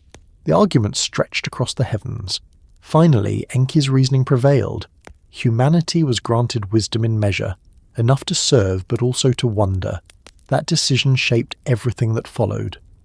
From then on, humanity and the divine were intertwined. Every harvest, every flood, every law mirrored a decree that had once been discussed in the palace above the stars. The council had created not just labourers but listeners, beings who could perceive divine rhythm and choose whether to align with it or not. In that fragile freedom lay both promise and peril. As the ages unfolded, the Anunnaki continued to meet, adjusting their decrees as the world changed. When cities rose, they watched from their celestial towers.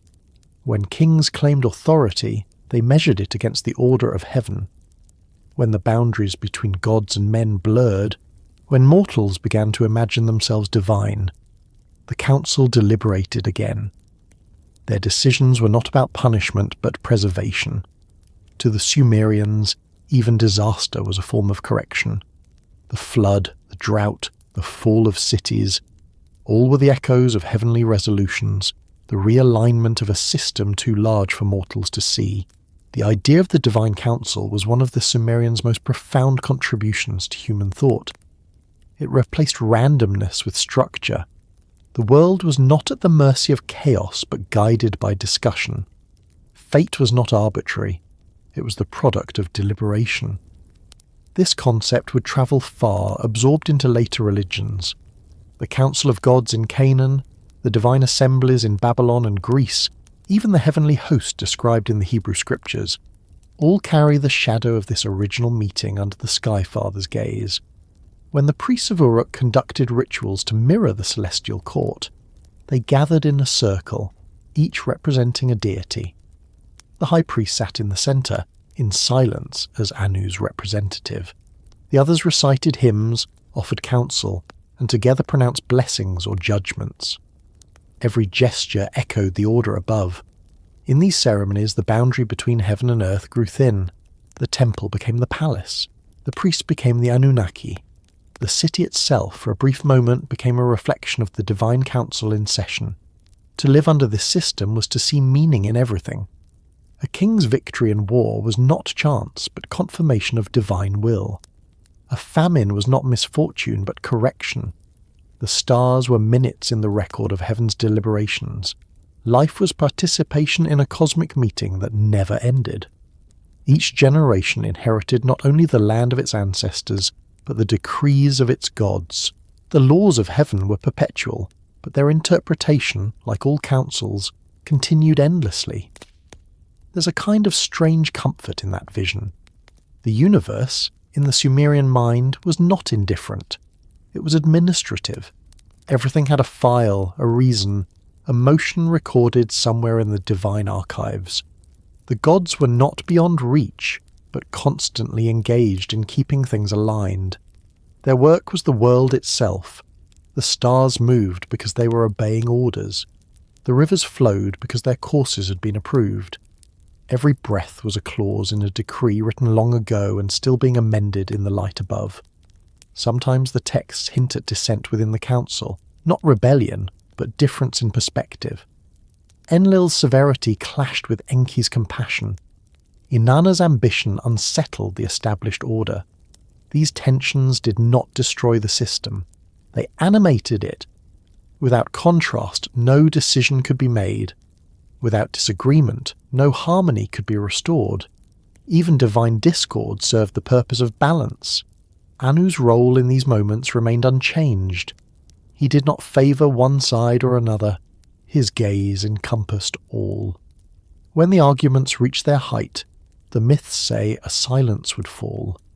That silence was his verdict. To human ears it might have sounded like absence, but to the Sumerians it was the sound of stability reasserting itself. The stillness that followed was resolution. That silence is perhaps the most enduring legacy of the Council of the Anunnaki. It reflects a worldview in which creation is not governed by chaos or emotion, but by equilibrium. The heavens are not loud because they don't need to be. Their work is continuous, precise, and calm. To live within their order is to participate in that serenity, to find one's place in the hierarchy and move within it gracefully. When the Sumerians looked up at the night sky and saw the constellations gliding through the darkness, they saw the council meeting in endless session.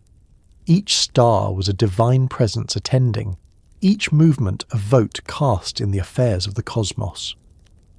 The Milky Way itself, stretching across the heavens, was their assembly hall, the luminous record of the gods' unending dialogue. And somewhere beyond even that brightness, seated in perfect stillness, was Anu, the father of them all. His children debated, his messengers crossed the sky, his decrees wove the pattern of time, and through it all his palace stood unshaken, the anchor point of a universe that knew no rest but also no collapse. The Council of the Anunnaki had set the rhythm of existence. Heaven spoke, earth responded, order adjusted itself in cycles. But now the focus of their deliberation would shift again, away from the stars, away from the pure realms of wind and water, and downward to the creation that bore their image. For it was time to consider what humanity, this fragile thinking reflection of the divine, would become, and how much of heaven it was meant to hold. When the Council of the Anunnaki turned their gaze downward, the earth below was already awake but unshaped. Rivers wound through fertile plains, forests trembled in the wind, mountains caught the sun in their peaks, and yet, for all its beauty, the world was incomplete. The gods had divided their realms, fixed the stars in order, given rhythm to night and day, but there was no one yet to tend the earth, to keep its order in motion. The younger gods worked tirelessly. They managed the waters, the winds, the harvests, the stars. But even immortals could tire. The Sumerian tablets describe it plainly. The gods grew restless, weary from their endless labour. The universe needed caretakers who could work without burdening heaven.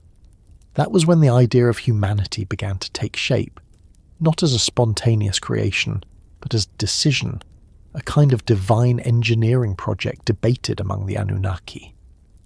They gathered again in Anu's palace, the stars aligning as they spoke. Enlil, the lord of the air, was stern. He demanded order, efficiency, structure. Enki, the wise one, argued for balance, for compassion within law. The others listened as the question of creation unfolded. Could there be beings who would share the gods' labour without disturbing their peace? Could the spark of life be shaped and controlled? The myths describe this as the beginning of the divine experiments. The gods would not create humanity in one act, but through a process of trial and adjustment, shaping and refining until form and function met. Their workshop was the earth itself. Their material was clay, the same clay the Sumerians used every day to build homes, craft vessels, and record their words. It was the matter of permanence and memory, taken from the banks of the rivers where life gathered. In one of the oldest versions, Enki, assisted by Ninhursag, the mother goddess of the mountains, gathered this sacred clay. They mixed it with the waters of the Apsu, the underground sea that Enki ruled. Into it they whispered divine formulas. Me, the decrees of life, shaping a figure that resembled the gods themselves. Its form was deliberate, upright, symmetrical, capable of holding breath. But even as they moulded it, the figure was silent, its surface cool and lifeless. Enki looked upon it and saw that something was missing. The Anunnaki had power over matter, but not over spirit. To bring motion to clay required something from beyond structure, the breath of awareness, the pulse of will. It was said that Anu himself leaned down from the heavens and exhaled into the new being. The breath entered through its nostrils, a quiet wind carrying the essence of the sky. The figure trembled, then opened its eyes. The Sumerians called that moment the first awakening. From inert substance, thought had been born. The clay became flesh, and within that flesh stirred the reflection of heaven. The first humans were not perfect. The myths hint that many early attempts failed. Some forms could not stand. Others spoke but could not think.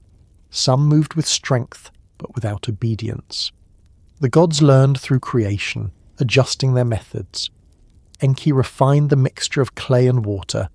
Ninhursag altered its shape, granting flexibility to limbs and endurance to breath.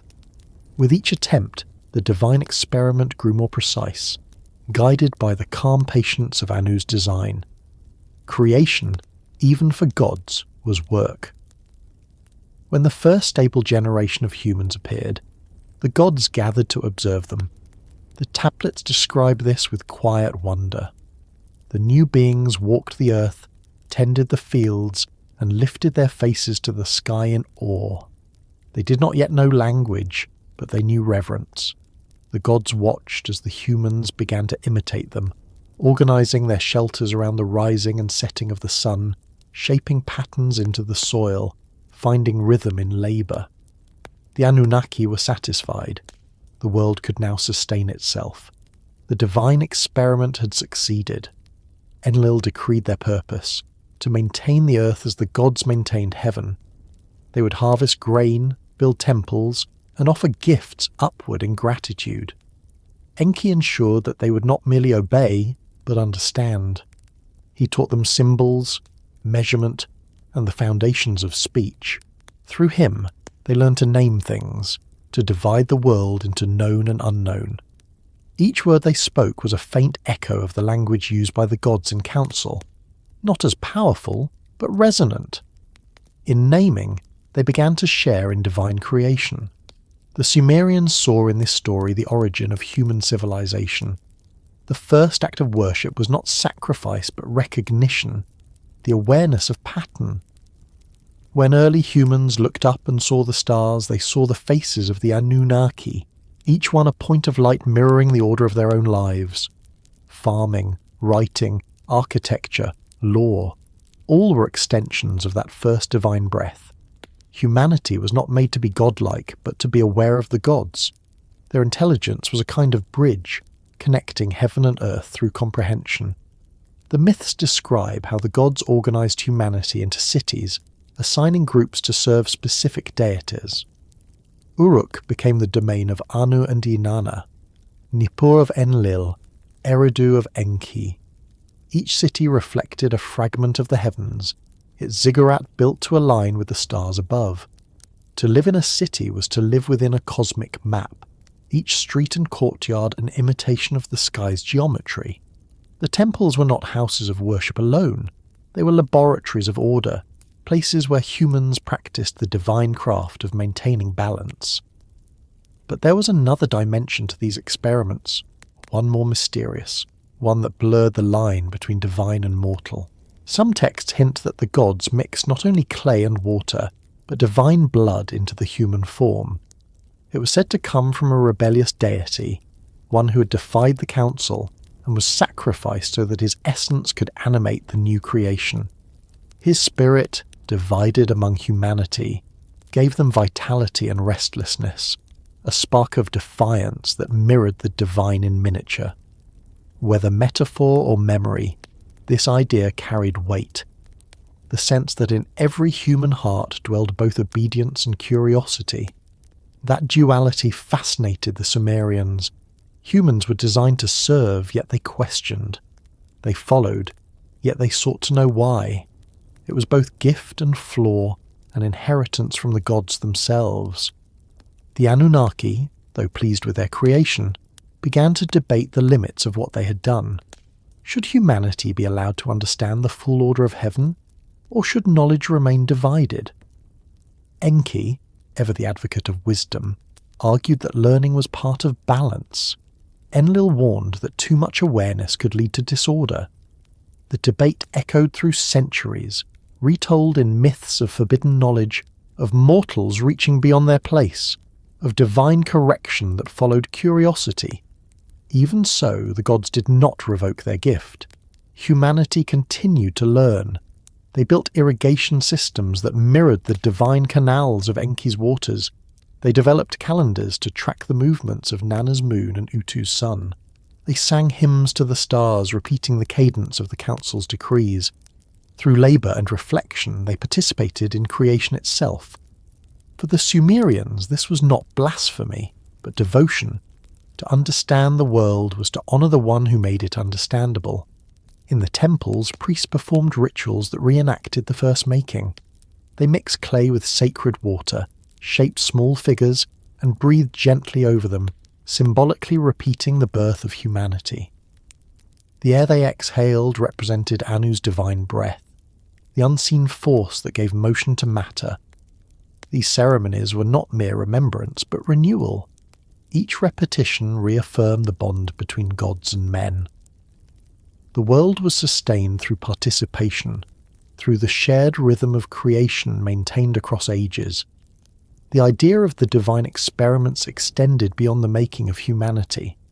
The Sumerians believed that the gods continued to refine life itself. Plants, animals, and even the destinies of nations were subject to celestial adjustment. The sky was a workshop, not a finished palace. Each alignment of stars was a recalibration, a new pattern of intention descending into the world. This sense of continuous creation gave their worldview both humility and hope. The universe was alive, still learning itself through the hands of gods and men alike. In some fragments, the process of creation is described with surprising intimacy. The gods, weary yet patient, speak to their creation as artisans speak to their work. They mould, correct, smooth, and test, each action accompanied by thought. The tone is not one of domination but care. Humanity is crafted with precision, its flaws anticipated and absorbed into function. Even imperfection, they believed, was part of design. a necessary element of growth. The gods did not aim for flawless beings, but for adaptable ones. That adaptability, they understood, would ensure survival. When humans first began to dream, the Sumerians said it was the moment the gods entered their minds. In dreams, mortals could hear echoes of the divine council, faint traces of the deliberations that continued in the palace above the stars. The dreams did not reveal the full truth, only symbols, fragments, glimpses, but they were enough. Through them, heaven maintained communication with earth. To dream was to receive a message, a reminder that creation was ongoing and that every life was still being shaped. And so humanity lived, labouring, learning, worshipping, within the great experiment of existence. Each generation inherited the knowledge of the last, expanding the boundaries of understanding, building higher temples, writing longer histories. Yet behind all progress lingered the awareness that their intelligence was borrowed, their breath divine. They were participants in a design too vast to see in full, and their purpose, though debated by the gods themselves, was simple: to keep the rhythm of heaven alive on earth. Over centuries, that understanding deepened. Humanity's place within the order became both humble and profound. The people of Sumer saw themselves as necessary instruments of balance, neither masters nor victims, but collaborators in the grand continuity of life. When they prayed, it was not to beg for miracles, but to realign themselves with the pattern of things. To live rightly was to echo the stillness of Anu, to breathe as he had breathed, to honour the invisible architecture that sustained them all. And through that daily rhythm, work and rest, speech and silence, creation and decay, the divine experiment continued. The clay remembered the hands that had shaped it. The breath of Anu lingered in every life that rose and fell under his sky. The gods observed, adjusted, and watched their creation evolve, not as distant overseers, but as quiet participants in the unfolding of time. The story of mankind had begun not with fire or conquest, but with breath, the smallest, simplest act in the universe. It was that breath, still moving through every living thing, that connected heaven and earth, creator and creation, the immortal and the fleeting. And as the gods watched their reflection take form in the world below, another question began to rise in the council above. What would happen when those fragile beings began to think not only of survival, but of meaning? When the children of clay began to speak of the heavens as their own? The answer would come, not through punishment or favour, but through the slow unfolding of history itself, the long, patient continuation of the divine experiment. As the centuries of the gods passed and the world below grew busier with human life, the harmony that once bound heaven and earth began to strain. The divine experiment had succeeded too well. Humanity, shaped to share the burden of the gods, learned quickly. They built temples, irrigated fields, charted the stars, and created languages that echoed divine order. The world became efficient, productive, alive with rhythm. But with that rhythm came noise, not just the sound of labour, but the restless hum of awareness. The humans who had once worked in quiet reverence began to fill the air with song, speech, and the sounds of their cities. The ancient tablets say simply, "The people became too many, and their clamour rose to heaven." The gods who once rejoiced in the harmony of creation now found themselves disturbed by it. Sleep became impossible in the realms above. The lesser deities, those closest to the earth, were the first to complain. They approached Enlil's temple and cried out for relief. Enlil, strict guardian of order, saw in this not inconvenience but imbalance. Humanity, he said, had forgotten its place. What was meant to be quiet service had become disruption. The council of the Anunnaki was called once more. The stars aligned in solemn rows across the sky as the gods gathered in Anu's palace. Enlil argued that the humans had grown too free, that their constant noise, their words, their fires, their movement, had broken the calm that heaven required. His proposal was severe: to reduce their numbers, to remind them of their fragility, to reassert divine control. Enki opposed him. The humans, he said, were not defiant, but alive. Their voices, their laughter, their songs, all were proof that the divine breath had taken root. To silence them would be to erase the reflection of heaven within them. Compassion, he argued, was not weakness but alignment with the deeper order that even Anu upheld. Life, once begun, must be allowed to continue in its rhythm. The debate grew long, the council divided. In the end, Anu remained silent, as he often did. Silence in heaven was never absence. It was permission for events to unfold. The gods returned to their domains, each carrying their interpretation of that quiet. Enlil took it as assent. Enki took it as a warning. The balance between the two would shape everything that followed. The myths that survive tell of a series of divine corrections, floods, droughts, plagues, not as punishment, but as rebalancing acts. Enlil, seeking silence, released calamities to thin the population and restore cosmic peace. Enki, unwilling to watch his creation perish, intervened quietly, teaching humans how to survive, how to adapt, how to remember. In some stories, he taught them to build canals during drought, to seek higher ground during floods, to store grain before famine. His interference was subtle, his compassion discreet. The divine laws were not broken, they were bent toward mercy. The Sumerians saw these stories not as myths of rebellion, but of differing principles. Enlil stood for the law that maintained order. Enki stood for the wisdom that allowed life to continue within it. Their tension was necessary. Without Enlil, chaos would return. Without Enki, creation would wither. Yet, to later storytellers, this tension became a quiet struggle, a rebellion of intention rather than force. There is one old story that speaks of this most clearly, preserved in fragments of clay worn thin by time.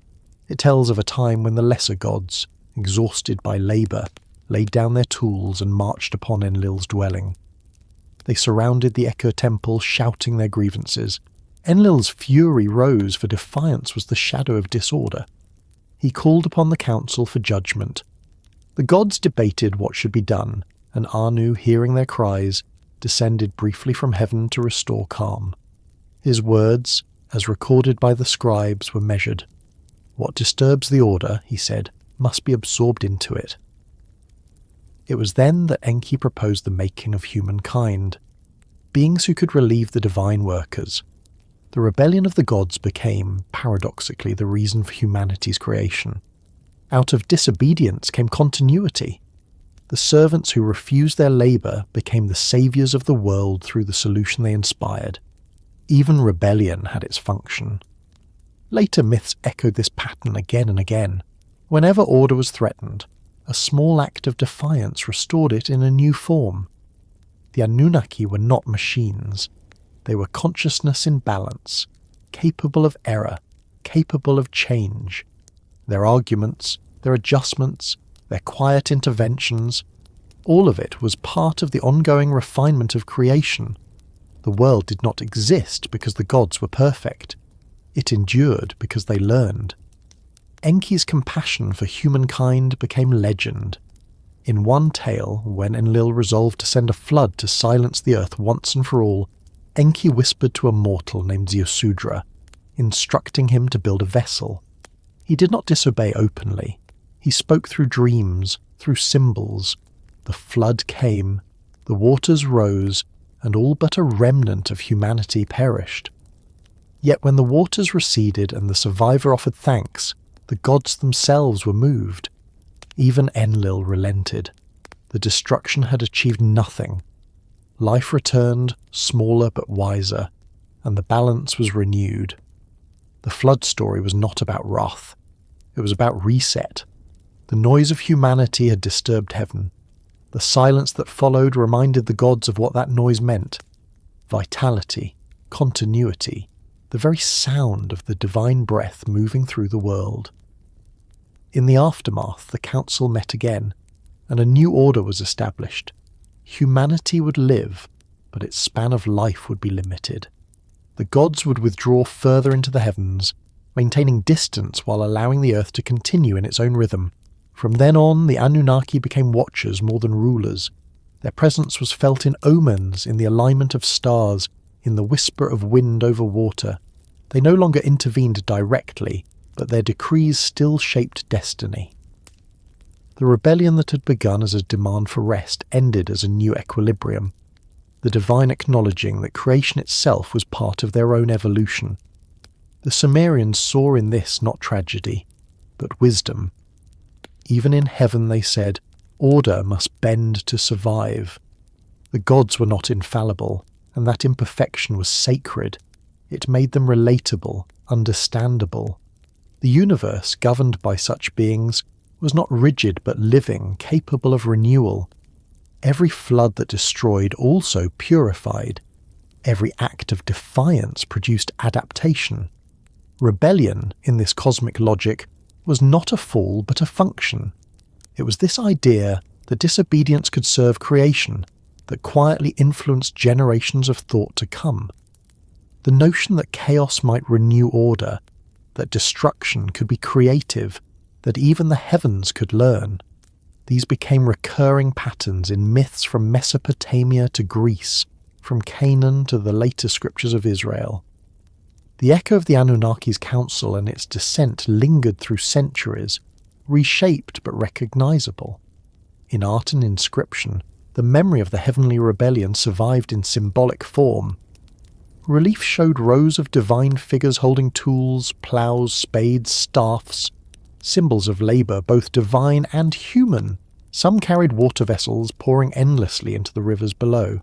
Others held tablets inscribed with the me, reminders that law and creativity were inseparable. The images were serene, not chaotic. The rebellion was not war, but dialogue. The gods were still at work, their order sustained through the constant rebalancing of opposing wills, and beneath them, humanity continued its quiet imitation. The people of Sumer lived in the rhythm of their gods. They worked, rested, sang, and rebuilt, each act mirroring the divine pattern.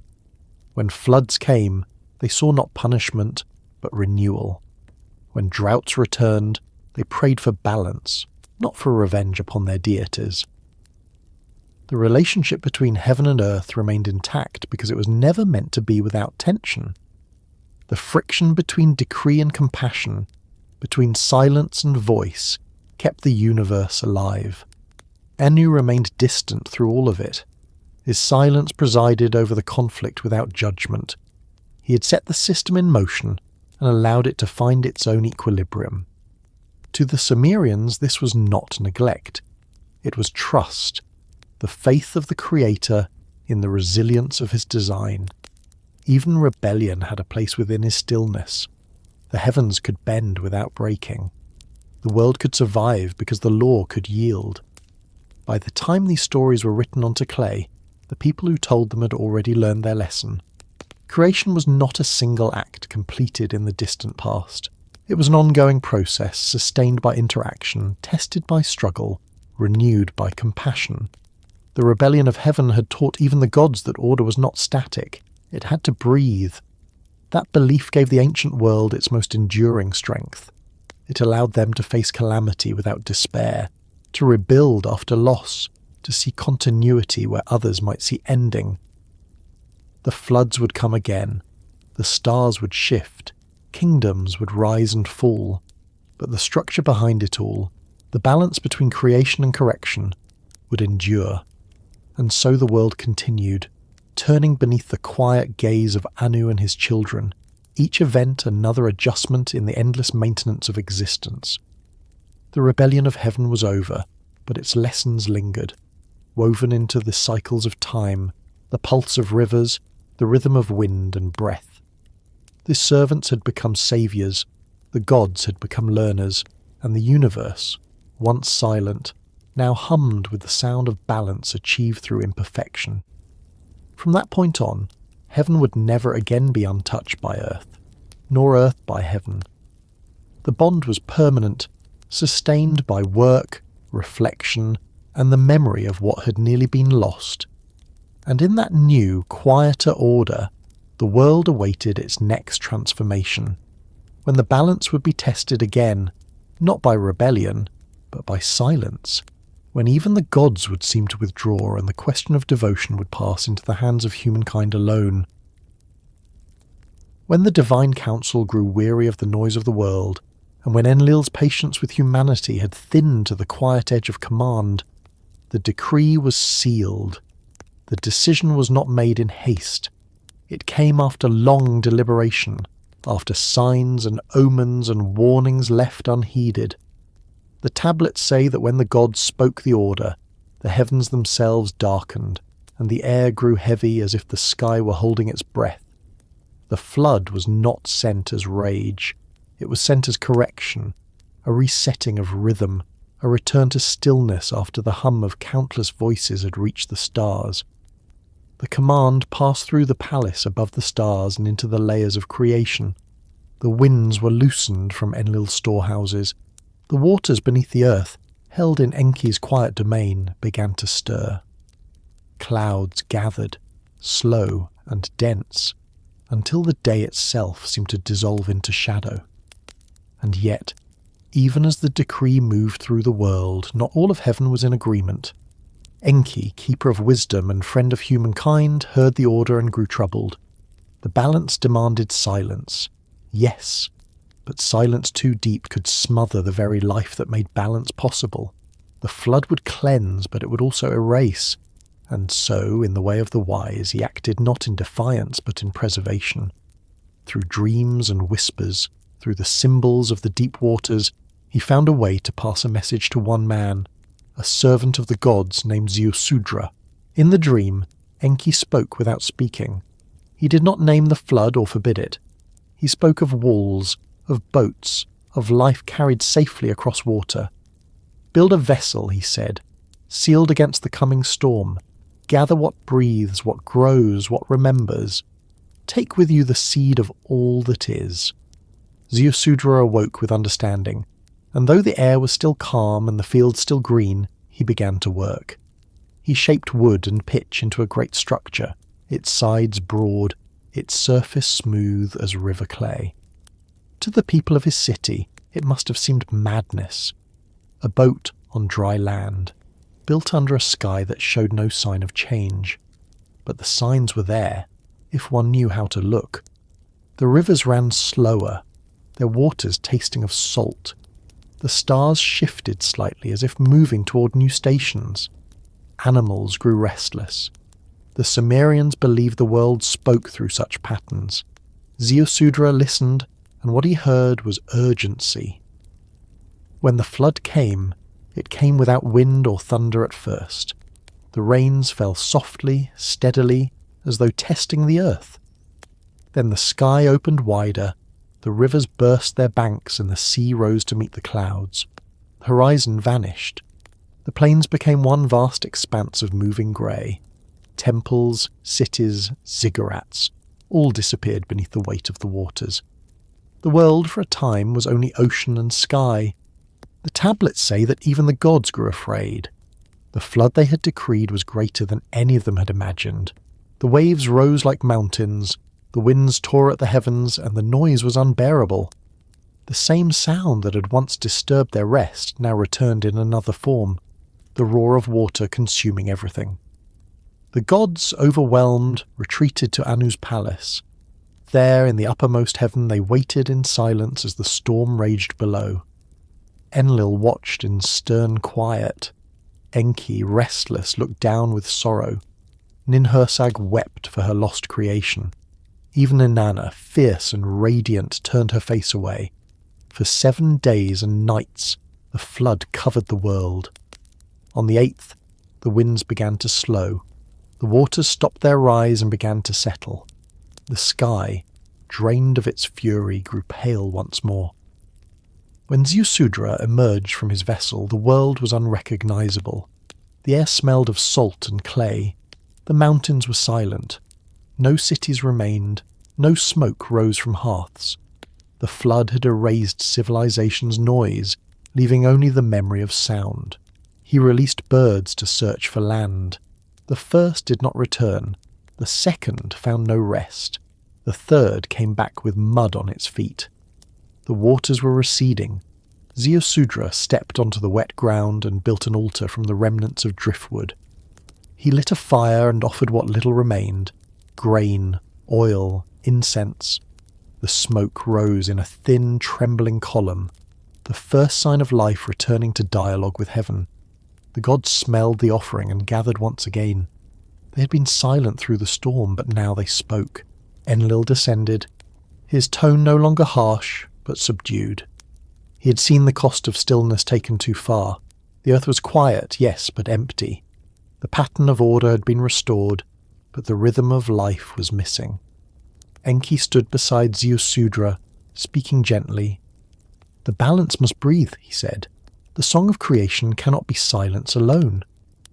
Anu watched from above, and his stillness, the stillness that had once permitted destruction, now became approval for renewal.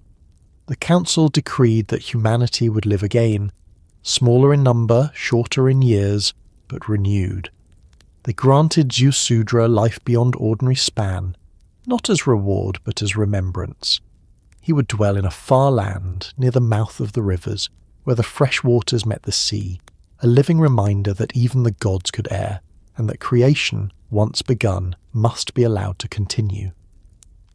When the Sumerians told this story, they did not picture vengeance or grace in the modern sense. They saw rhythm, noise and silence, life and stillness, creation and correction. Each returned in its time. The flood was not the end, but a breath drawn inward before the next exhalation of life. Even destruction had its place in the architecture of eternity. The flood became more than myth. It became memory, carried forward in countless forms. Every great storm, every overflowing river, every loss and renewal of a city echoed that first cycle. In later ages, when new civilizations rose on the same soil, they too would remember. The Babylonians called their survivor Utnapishtim. The Hebrews named him Noah. The Greeks spoke of Deucalion. But beneath the different names, the meaning remained the same. That silence follows excess, that stillness follows motion, that life persists because even destruction is part of order. In the years that followed the flood, the gods retreated further into their heavens. The distance between mortal and divine grew greater. No longer did the Anunnaki walk openly among men. Their presence became abstract, their messages subtle. Humanity rebuilt slowly, stone by stone, under skies that seemed quieter than before. The temples rose again, not as towers of ambition, but as acts of remembrance. The people knew that heaven listened, even in its silence. This silence was not emptiness, it was attention. The gods had seen what happened when sound grew without measure. They now observed, waiting for humanity to find its own balance between reverence and noise, between work and wonder. Priests spoke more softly in their rituals. Kings ruled with more humility. The flood had not erased the bond between heaven and earth. It had redefined it. The gods would no longer command through constant intervention. They would guide through rhythm. The flood had washed away the old world, but it left behind something invisible, awareness. The people who emerged from it carried a new understanding of their place. They were not slaves, not equals, but collaborators in the maintenance of order. They tended the fields not just for food, but as part of the same pattern that governed stars and tides. Every act of planting, building, and speaking became a continuation of the first divine experiment. Humanity's labour was no longer a burden. It was participation in creation's renewal. As the centuries passed, the story of the flood became a symbol of time itself. Each dawn was a smaller flood, washing away the darkness. Each night was the settling of waters. The Sumerians lived by cycles, and every cycle, they believed, reflected the grand one that had once reset the world. Floods would come again, but so would rebuilding. The silence of the gods was never final. It was the pause between breaths. In the temples of Ur and Nippur, priests recited hymns to commemorate the renewal. They spoke of Anu's distant gaze, of Enlil's command, of Enki's compassion. They poured water over altars, not to invoke fear, but to honour the balance restored. The flood had become sacred, a memory transformed into ritual. To remember it was to acknowledge that even the greatest disruptions could lead to harmony. The story also changed the nature of prayer. The Sumerians no longer prayed for perfection, but for proportion. They asked not for endless plenty, but for seasons that turned rightly. They sought not to escape divine correction, but to anticipate it, to live in such rhythm that it would no longer be necessary. In that way, the flood became the quiet teacher of civilization, the moment when both gods and humans learned that endurance depends not on power, but on understanding. And through it all, Anu remained unmoving in his high court, the still axis around which everything continued to turn. His silence was no longer misunderstood. It was the silence of the universe remembering itself. It was the measure by which all sound was known. The flood had come and gone. The world had been emptied and filled again. Humanity had learned to speak softly under the same sky that had once drowned their cities, and the gods, though distant, were no less present. Their laws were now written not only in the stars, but in the quiet rhythm of life itself, the steady pulse of work, rest, birth, and decay. The silence that followed the flood was not the end of communication. It was the beginning of listening.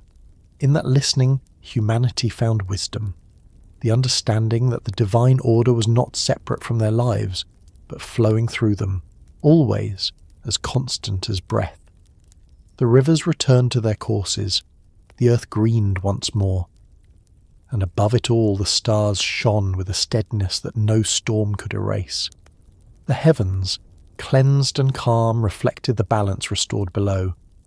The flood had not destroyed creation, it had renewed its memory. And in that memory the world continued, patient, alert, and quieter than before.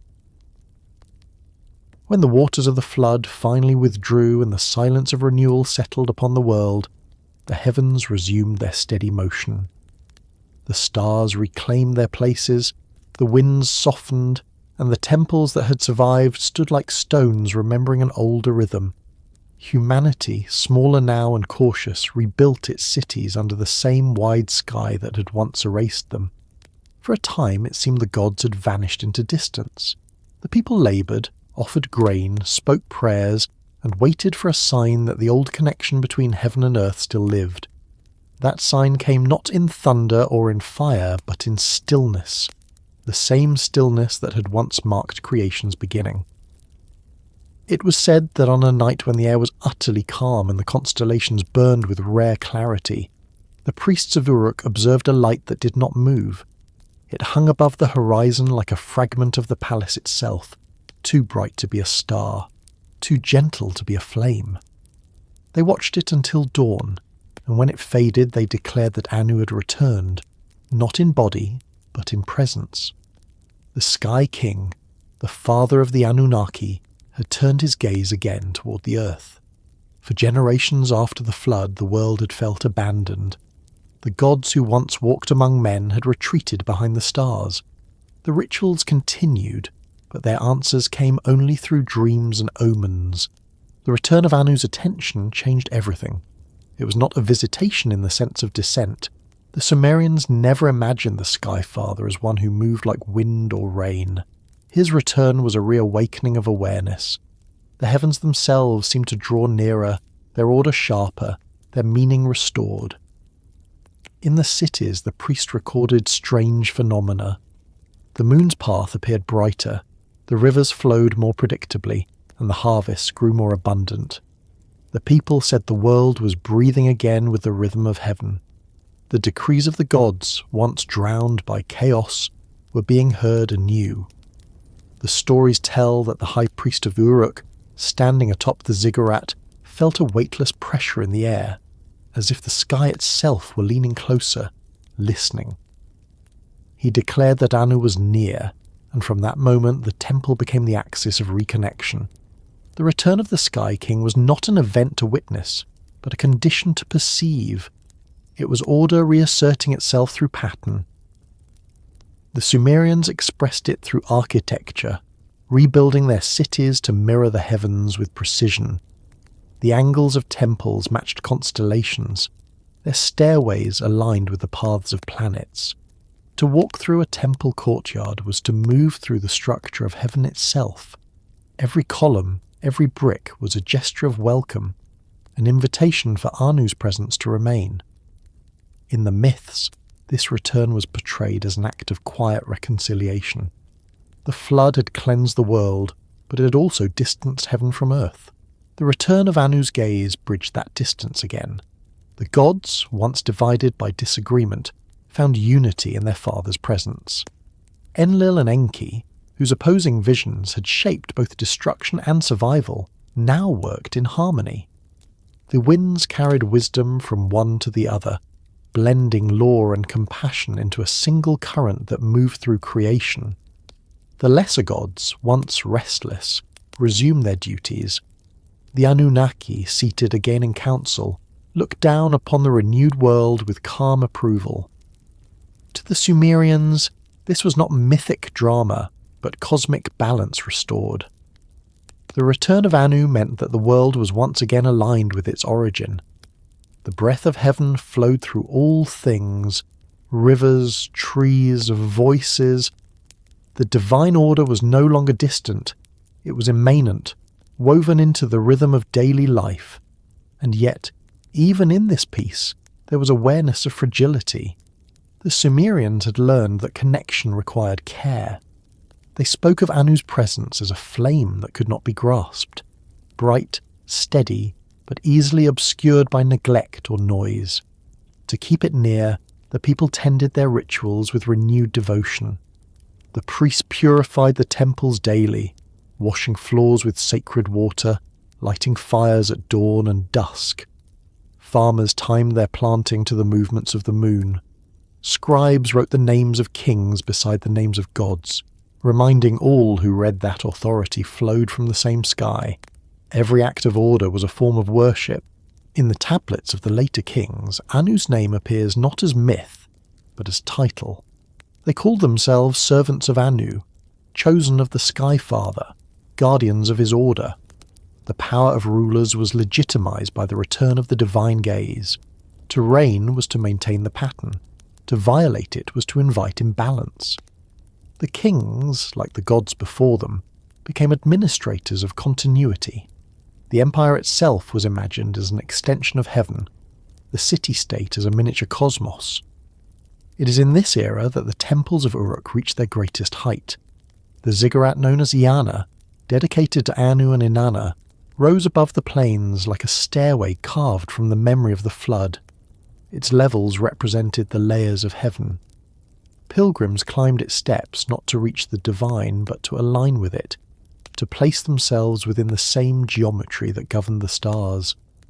On certain nights, when the constellations matched the temple's angles, the priests said the air grew electric, vibrating softly with presence. The people below would grow quiet, sensing without words that heaven was listening again. The return of the Sky King also brought new order to knowledge.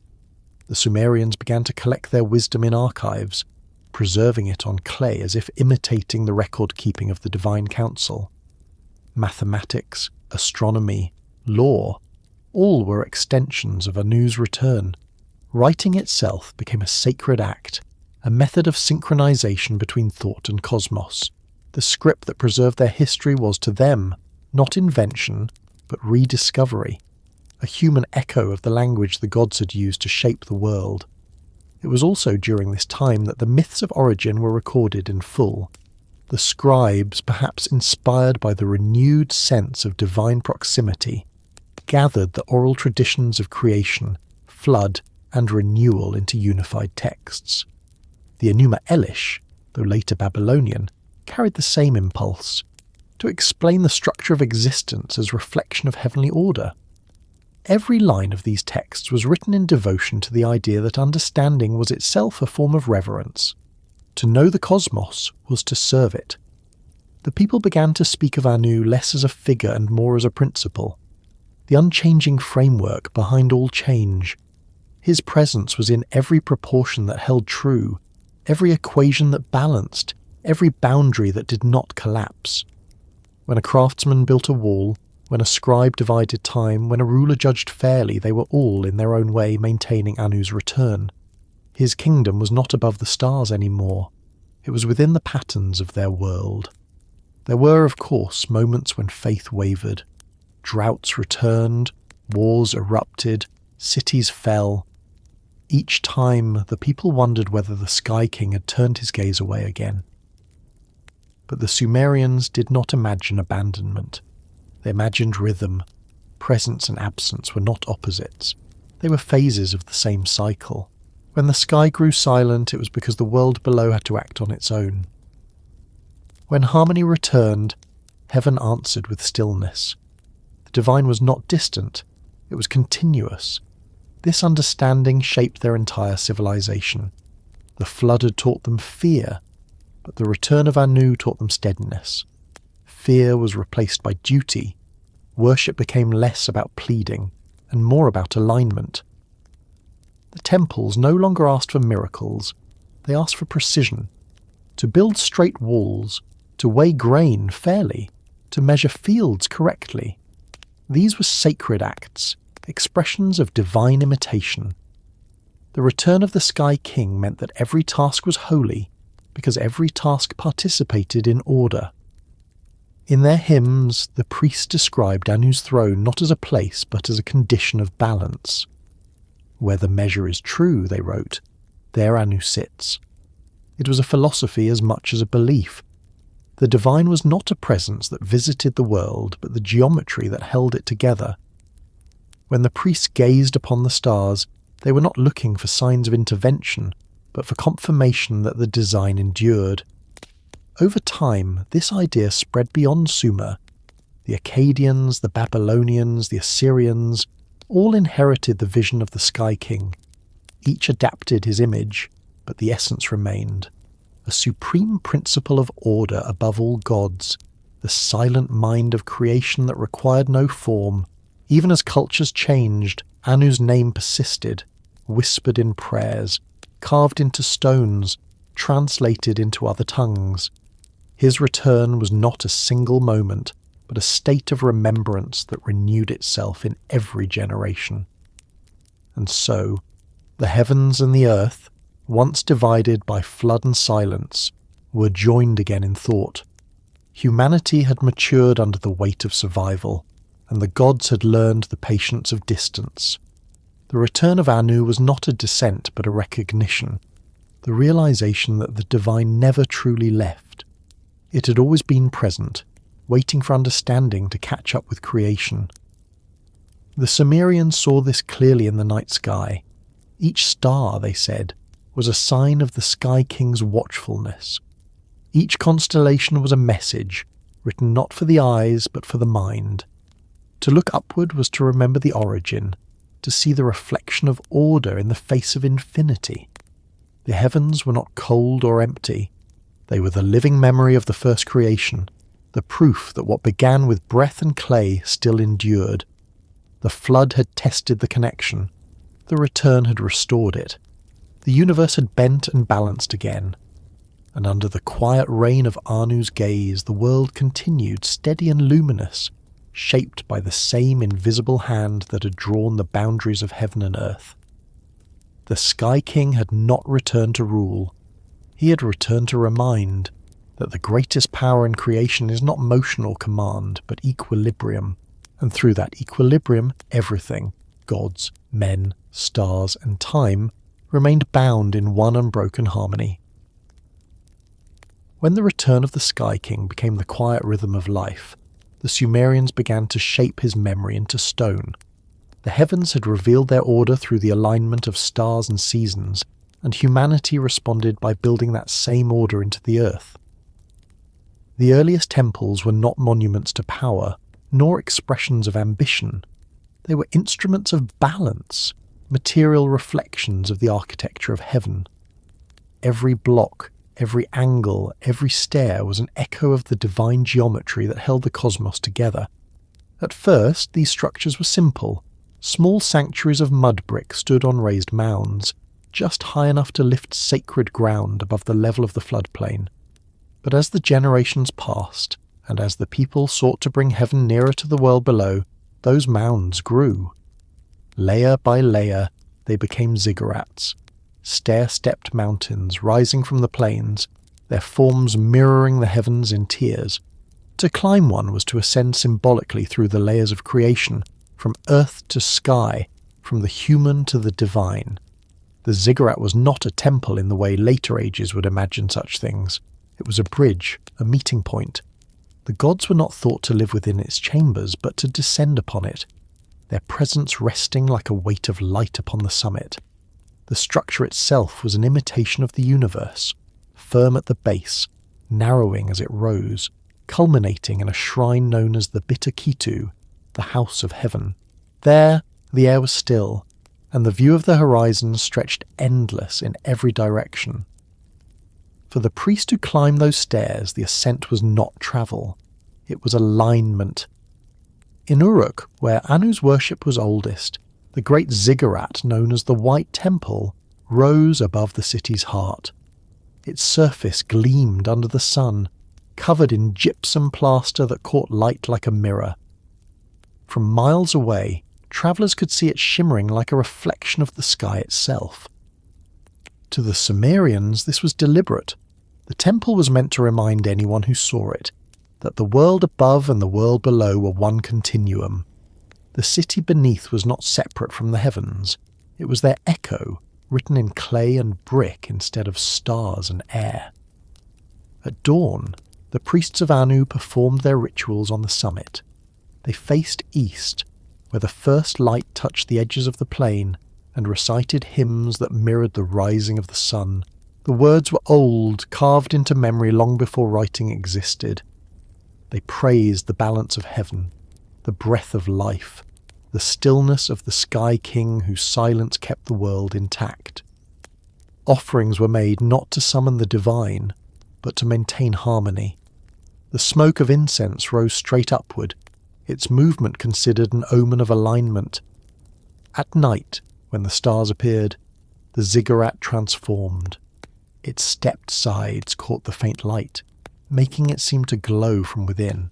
The priests would measure the stars from its summit, recording their paths, noting how each constellation rose and fell in its appointed time. Astronomy was not curiosity, it was devotion. To know the heavens was to read Anu's decrees. Each star was a symbol of law fulfilled, of order repeated faithfully across the endless expanse. The construction of these temples required a kind of cooperation that mirrored the divine council itself.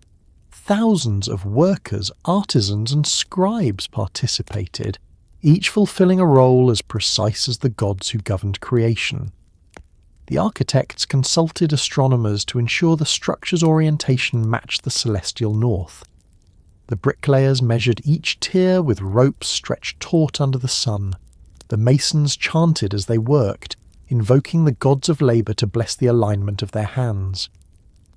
When the final brick was set in place, the chief priest offered a libation of water to seal it, water drawn from the same rivers that, in myth, had once carried the clay of mankind's making. To the people who walked in the shadow of the ziggurat, it was not merely a building, it was a reminder of their origin. The clay beneath their feet was the same substance from which they had been formed, the same material that bore the marks of the gods' first shaping. To touch the temple's wall was to touch the story of creation itself. The priests taught that the gods had left their fingerprints in stone, not as decoration but as instruction. Every curve, every stair, every alignment was a lesson in the balance that sustained the world. The temples were also archives. Within their lower chambers, scribes carved the laws of kings and the records of the stars onto tablets of clay. Each tablet was a fragment of the heavens brought down to earth.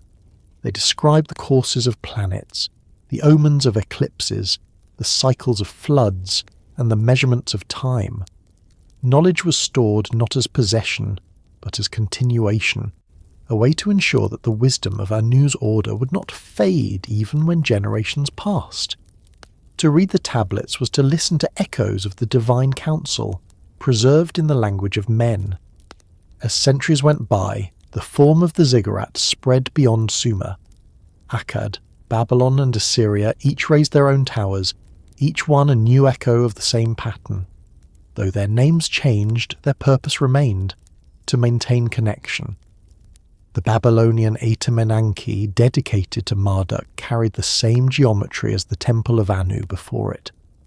To the builders, this continuity was not imitation but inheritance. The architecture of heaven was too perfect to alter.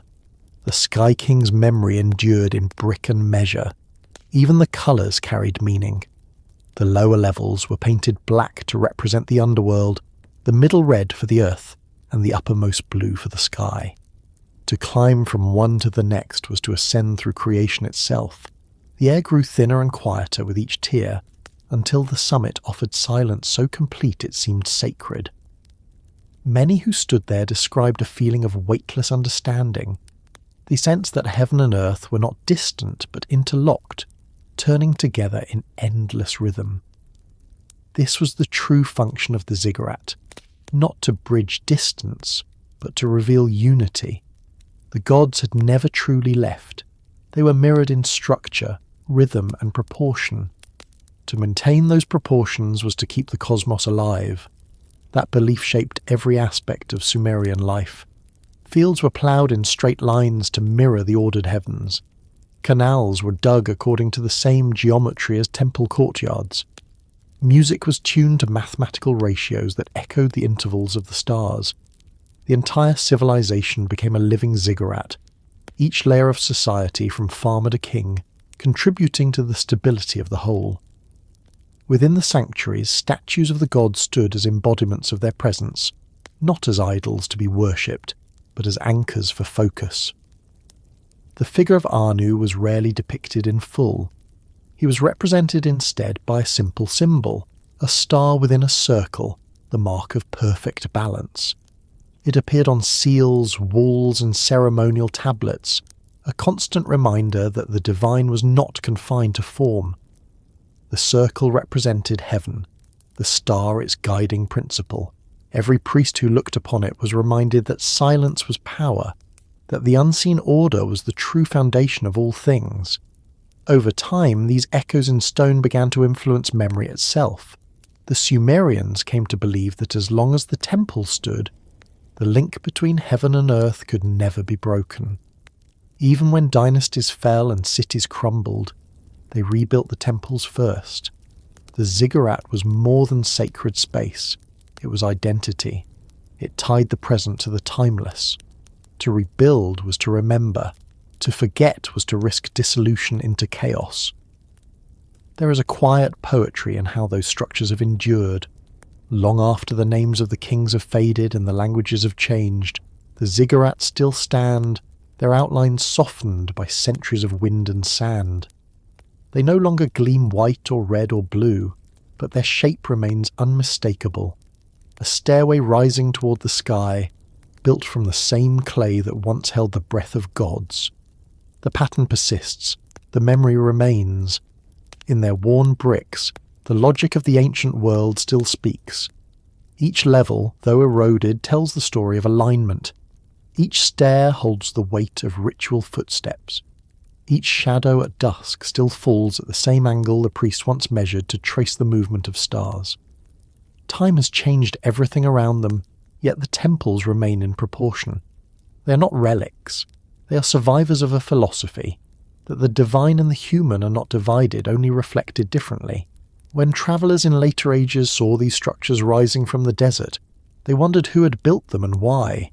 They imagined kings seeking glory or civilizations seeking the heavens. But for the Sumerians, the purpose was simpler and perhaps deeper. They built because building was remembering. To lay brick upon brick in the right order was to rehearse the creation of the world. To ascend those stairs was to retrace the first breath of life. Even now, when the night wind moves across the ruins and the stars emerge one by one, the air carries something of that memory. The ziggurats seemed to hum, not with sound, but with the weight of their design, a resonance between stone and sky. The people who made them are gone, the language silent, yet their intent remains embedded in the structure of the world. The echoes in stone are not voices calling from the past. They are continuations of the same harmony the Sumerians once knew, the alignment between what is built and what is eternal. The memory of Anu lives there, not as myth or image, but as proportion, as silence turned into form, and in that enduring silence, where the wind moves across ancient steppes and the stars stand in their old positions, the Sky Father's order still waits, as steady as it was when the world began. An architecture of meaning carved into both heaven and earth, reminding all who look upward that creation never truly ended. When the long age of Sumer began to fade, when the old cities dimmed under new empires and the language of the first scribes slipped into memory, the Sky Father did not vanish. His name changed, his voice softened, his temples were rebuilt under new banners, but the idea of him, the image of a distant, ordering presence above the world, endured. The transformation of Anu into the later gods of the Near East was not a replacement. It was a translation. The same architecture of thought continued, reinterpreted in new tongues, by new peoples, under new skies. As the Akkadians absorbed Sumer, they spoke his name as Anu still, but began to share his attributes with other deities. The heavens grew more complex. Authority was distributed. Enlil remained as the executive of divine law, while Enki, now Ea, carried the wisdom of the deep waters into Babylonian myth. But Anu persisted above them all, distant yet supreme, the invisible constant around which even the new gods moved. In the inscriptions of later kings, his name appeared beside those of newer powers, Enlil, Shamash, Ishtar, Marduk, but always first, always oldest. He was the sky itself, the vault that contained every transformation that followed. The Babylonians inherited his image through their own gods of order.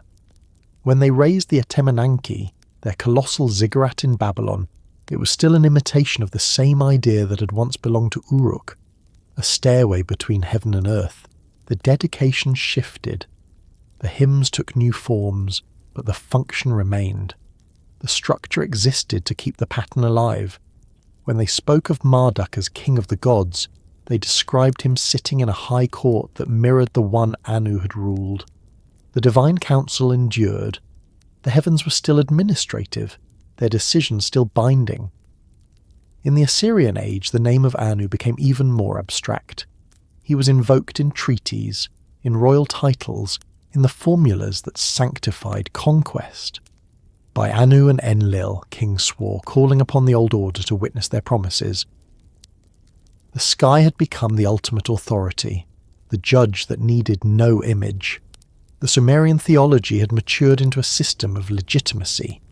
The divine was not emotional proximity anymore, it was law. From Mesopotamia, this image travelled westward through migration, trade, and memory. The Canaanites, whose cities rose along the Levantine coast, carried echoes of Anu in their own sky god, El. His name meant simply God, but his character, serene, aged, enthroned above other deities, was a reflection of the same ancient pattern. El was called the Bull of Heaven, Father of Years, Creator of Creatures. He ruled from a distant mountain, surrounded by divine children who debated and served under him. It was the council of the Anunnaki rewritten in another language, preserved not through conquest but through continuity of imagination. Among the Canaanites, El's assembly included younger, more dynamic gods: Baal, the Stormbringer; Yam, the sea; Mot, the force of death. Their conflicts mirrored the old arguments between Enlil and Enki, between law and life, order and adaptation. The Sky Father no longer intervened directly. His stillness was replaced by the actions of his children, but his authority remained unquestioned. When the Canaanites spoke of destiny, They used the same tone of inevitability that the Sumerians had used for Anu's decrees. The cosmos still functioned as a conversation among powers, presided over by a silent source. In time, the tribes of the highlands, those who would become known as the Israelites, inherited this idea through proximity and adaptation. They took the word El and made it their own, calling their god El Elyon, the Most High. Like Anu, he dwelt above the heavens, unseen, the father of all divine beings. Early Hebrew texts still speak of the sons of God gathered before him, a remnant of the ancient council that had long governed the cosmos. These figures would later fade or merge into angels, but their origin lay in the same assembly that once surrounded the throne of the Sky King in Sumer. The transformation from Anu to Yahweh was not sudden. It was a slow distillation, the gradual narrowing of the infinite sky into a single voice that remained yet transcended. Yahweh inherited the functions of many gods: storm, law, wisdom, judgment. But behind them all remained the same silent authority. His throne was not in a palace above the stars, but in the very heavens themselves. "The heavens are my throne, and the earth is my footstool," the later scriptures would say. A statement that could have been carved into any Sumerian tablet about Anu. In this transformation, the relationship between the divine and humanity deepened. The Sumerians had seen their gods as administrators, the Hebrews saw theirs as participant. Yet the structure of thought remained the same. Heaven was still order, creation was still law, the divine will was still written into the fabric of existence. The difference was that the distance between heaven and earth, once vast and ceremonial, was bridged through moral relationship. The God of Israel did not need intermediaries to carry decrees. His law was carved into the human heart as it had once been pressed into clay. The image of the divine breath also survived. What Anu had once given to clay as the spark of life became, in Hebrew thought, the Ruach, the Spirit of God moving over the waters at the dawn of creation. The parallel is almost direct. In both, the breath is the link between the silent source and the living world. The old cosmology had been reinterpreted, not abandoned. The divine experiment that began in the workshops of Enki continued in another form, now as covenant rather than creation. Humanity was still the partner of heaven, still responsible for maintaining the balance of the world, not through labour alone, but through justice, memory and faith. The flood, too, reappeared. Its story passed from tablet to scroll almost unchanged. The divine decision, the warning to a chosen man, the construction of a vessel, the preservation of life, the renewal of the world. The details shifted, but the meaning endured. The world survives not because it avoids destruction, but because it learns through it. The silence that followed the Sumerian flood became the rainbow covenant of the Hebrew one. The same idea expressed in a new symbol, the same rhythm spoken in another tongue. As the monotheistic tradition grew, the assembly of gods dissolved into a single will, but the memory of structure remained. The angels who attended the throne of Yahweh were, in essence, the Anunnaki transformed. Divine messengers, executors of law, keepers of balance. The heavenly host was not invention. It was refinement. The cosmos still operated through order, still echoed the ancient court of heaven where all decisions were made before time reached the earth. Even the concept of divine judgment, so central to later faiths, can be traced to Anu's silent approval. The idea that justice is not reaction, but alignment, not emotion, but equilibrium. The Sumerians had seen their gods deliberate before acting. The Hebrews spoke of a god who weighed hearts before decree. Both systems viewed morality not as command, but as participation in balance. To live rightly was to live in harmony with the structure of creation, whether one called it Anu's law or Yahweh's word. Through all these transformations, the sky itself remained the silent witness. The same stars that once marked the throne of the Sky Father still shone over Canaan, over Babylon, over Sinai. The constellations changed names, but not their order. humanity continued to read them as messages, signs of covenant, of prophecy, of times unfolding. The heavens were still the tablet of divine writing. The difference was that now the writing was seen not as decree from afar, but as conversation with the soul. This evolution did not erase the past. It layered it. The ancient myths became foundations beneath new meanings. Anu became El became Yahweh, and Yahweh became the ineffable presence that no name could contain. Yet within that progression, the essential truth of the earliest thought remained, that the world is sustained by order, that creation depends upon alignment, that the divine is both distant and near, the silence behind all sound, the permanence behind all change. When later scholars looked back and compared the scriptures of the Hebrews with the tablets of Sumer, they found the same architecture of heaven described in different languages. The firmament, the upper waters, the throne above, all had their origin in that first vision of the cosmos as layered, inhabited, and governed. Even the act of naming God as Most High was a continuation of Anu's title, not coincidence but inheritance. The thread of the Sky Father ran quietly beneath all theology, an invisible continuity that tied the earliest myths to the latest revelations. In this continuity lies something deeply human. Civilizations rise and fall, gods gain and lose their names, but the need to imagine order in the heavens never disappears. Whether in the stairways of ziggurats or the prayers whispered beneath domes and cathedrals, the impulse is the same, to align the world below with the pattern above. The voice may change, the name may shift, but the silence that follows every act of creation remains the same silence that surrounded Anu's throne. It is the same stillness that the ancient priests of Uruk felt at the summit of their temple when the wind ceased and the stars burned clear. It is the same stillness that the prophets later described as the voice that speaks without sound. The divine has never left the heavens. It has only learned to speak in the languages of those who listen. Through Anu, humanity learned that the sky could be sacred. Through El, that the sacred could become personal. Through Yahweh, that the personal could become infinite. Each transformation carried forward the same breath, the same equilibrium, the same unbroken connection between the human and the eternal. And as long as the stars remain fixed in their paths, and the earth turns beneath them in quiet rhythm, the memory of the Sky Father endures, not as a forgotten god, but as the principle that all gods reflect. The heavens still arch overhead as they did in Sumer, the same vault that once bore his name. The silence between stars is his temple, and the order of their motion his law.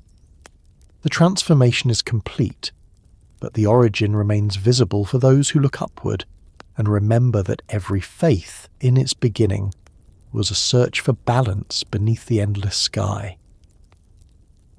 When the scribes of the last temples pressed their final tablets and the languages of Sumer slipped into silence, the sky remained. Empires rose over the same plains, each with new gods and new names, yet every night the same constellations returned, as if the heavens themselves refused to forget. Long after the clay had hardened and the songs had faded, the story of the Sky Father endured, not in words, but in the quiet pattern of the stars that once bore his memory. The Sumerians were gone, their rivers shifting course, their ziggurats sinking slowly back into the soil, but the heavens they studied still turned exactly as before. To look upward was still to enter the oldest conversation humanity ever had. The people who came after them did not need to know Anu's name to feel what they once felt. The Egyptians spoke of Ra, the Greeks of Uranos, the Hebrews of Yahweh, the Persians of Ahura Mazda, each a different word for the same idea, the same invisible order beyond reach yet within everything. The structure of belief changed, but its foundation never moved. The need to understand the sky, to find meaning in its stillness, survived every collapse. The stars became scripture long before scripture was written. They carried the memory of every god every prayer, every silence. In the old Mesopotamian cities, long after their rituals had ended, people still walked among the ruins and felt a strange comfort in the sight of the ziggurats that remained. They no longer knew the hymns, but they understood the feeling those buildings were meant to preserve.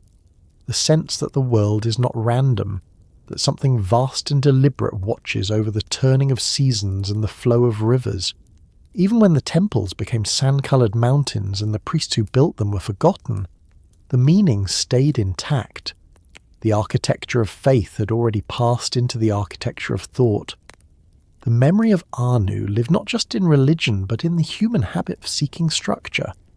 The urge to map the heavens, to measure time, to build in symmetry, to speak of laws that govern the invisible. All of it was the continuation of that first revelation that order existed and could be understood. Science, in its earliest form, was worship by another name. To calculate the movement of a star, to record the rhythm of the moon, to understand cause and effect. These were new expressions of an old awe. The scholars of Babylon, the philosophers of Greece, the astronomers of later ages, all followed the same impulse that once guided the priests of Uruk standing under a windless sky. Even now, when the instruments are more precise and the language different, the pursuit remains the same. We still look upward for answers. We still name what we do not yet understand.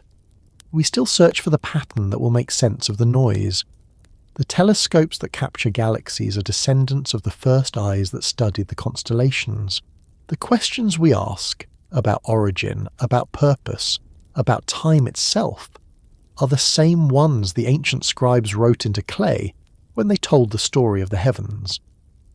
The Sky Father became a symbol, but the need behind him never diminished.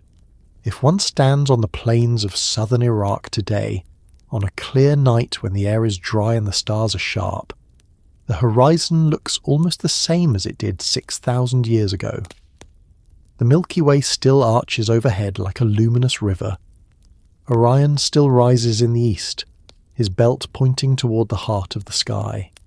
The wind still carries the smell of dust and water, and the silence still feels inhabited.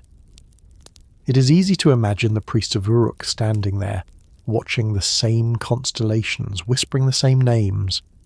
The distance between their wonder and ours is only in language. To them, the heavens were alive, not in the sense of sentient will, but in the way a great mechanism breathed through its own motion. Every turn of a planet, every shift of a season was part of the same eternal heartbeat. That sense of continuity never left us. Modern eyes may no longer see gods in the stars, but they see equations, laws, and forces that behave with the same precision the ancients once called divine. The universe is still ruled by balance, by invisible harmony, by silence made measurable. The faith of the Sumerians survives, transformed into observation. The question they asked, who shapes the sky, has simply become, how does the sky shape itself? And yet, for all our knowledge, the feeling remains the same. The awe, the smallness, the sense of belonging to something vast and organised. These have not changed. The oldest human emotion, the one that built temples before it built cities, is still alive each time someone looks upward and feels that quiet pull toward understanding. The story of Anu was never only about a god. It was about perception. The awareness that order exists, that stillness has meaning, that silence itself is alive. The Sumerians taught that memory was a form of immortality. To remember was to give existence a second life. The stars, they said, remembered everything. They recorded the rise and fall of kings, the births and deaths of empires, the prayers of those who knelt and the questions of those who doubted. In their turning, the stars preserved the rhythm of every story ever told. To them, Anu was not just the father of the gods. He was the father of all stories, because every story unfolded beneath his sky, bound to his rhythm, shaped by the same silence that surrounded his throne. Every civilization since has built upon that inheritance. Each generation has added new meanings to the same pattern. the myths of creation, the laws of heaven, the discoveries of science. All of them are variations on the same theme. The sky remembers because the mind remembers, and the mind is made of the same order that the sky reveals. The breath that Anu once gave to clay still moves through the lungs of those who speak his forgotten name. Perhaps that is why silence still feels sacred. It is not emptiness, but recognition. It is the moment when thought aligns with the rhythm of the world, when the boundary between knowing and being blurs. The Sumerians found that silence in the summit of their temples. We find it in the space between stars, in the pause between questions, in the weightless calm of understanding something wordless and immense. The feeling is the same. The listener has changed, but the voice has not. In that continuity lies the hidden meaning of Anu's story. The Sky Father was never only a deity of the past.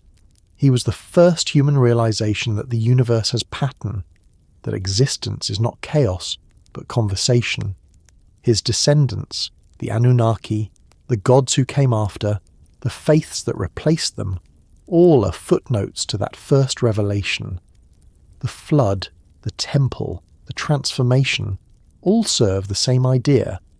That order can survive through change, that what begins as myth can mature into understanding. When we trace the history of belief, from Sumer to Babylon, from Canaan to Israel, from the myths of the past to the physics of the present, we are following the same thread. Each stage is a translation of wonder into new form. The story of Anu is not concluded because we have not stopped telling it. Every observation of the heavens, every attempt to define truth, every question about beginnings, they all extend that same narrative. The father of the gods became the father of the knowledge, and knowledge in turn became the language through which the universe speaks itself. The stars still move with the precision that once inspired worship. Their silence still contains everything that has ever been said about them. The ziggurats have fallen, but their stairways remain in memory, rebuilt as observatories, telescopes, towers, and dreams. Humanity continues to climb toward understanding, one generation after another, still searching for what those first priests already sensed, that to know the sky is to know ourselves. And so the story continues. The father of all stories remains above, not as figure or presence, but as the quiet structure holding everything in place. The same breath that once stirred the clay still moves through galaxies. The same silence that surrounded the throne of Anu still fills the space between atoms. The sky remembers because it is made of memory. Each star a record of light that has travelled farther than thought. When we look upward and feel that small, unspoken recognition, when we sense that the pattern above mirrors something within, we are remembering him, even if we do not know his name. The Sky Father still reigns, not in temples or in myths, but in the enduring logic of existence. The heavens he shaped still turn without rest, and their turning still tells the same truth that the Sumerians once whispered in clay, that creation is not past tense, that silence is not absence, and that the story of the sky has no end.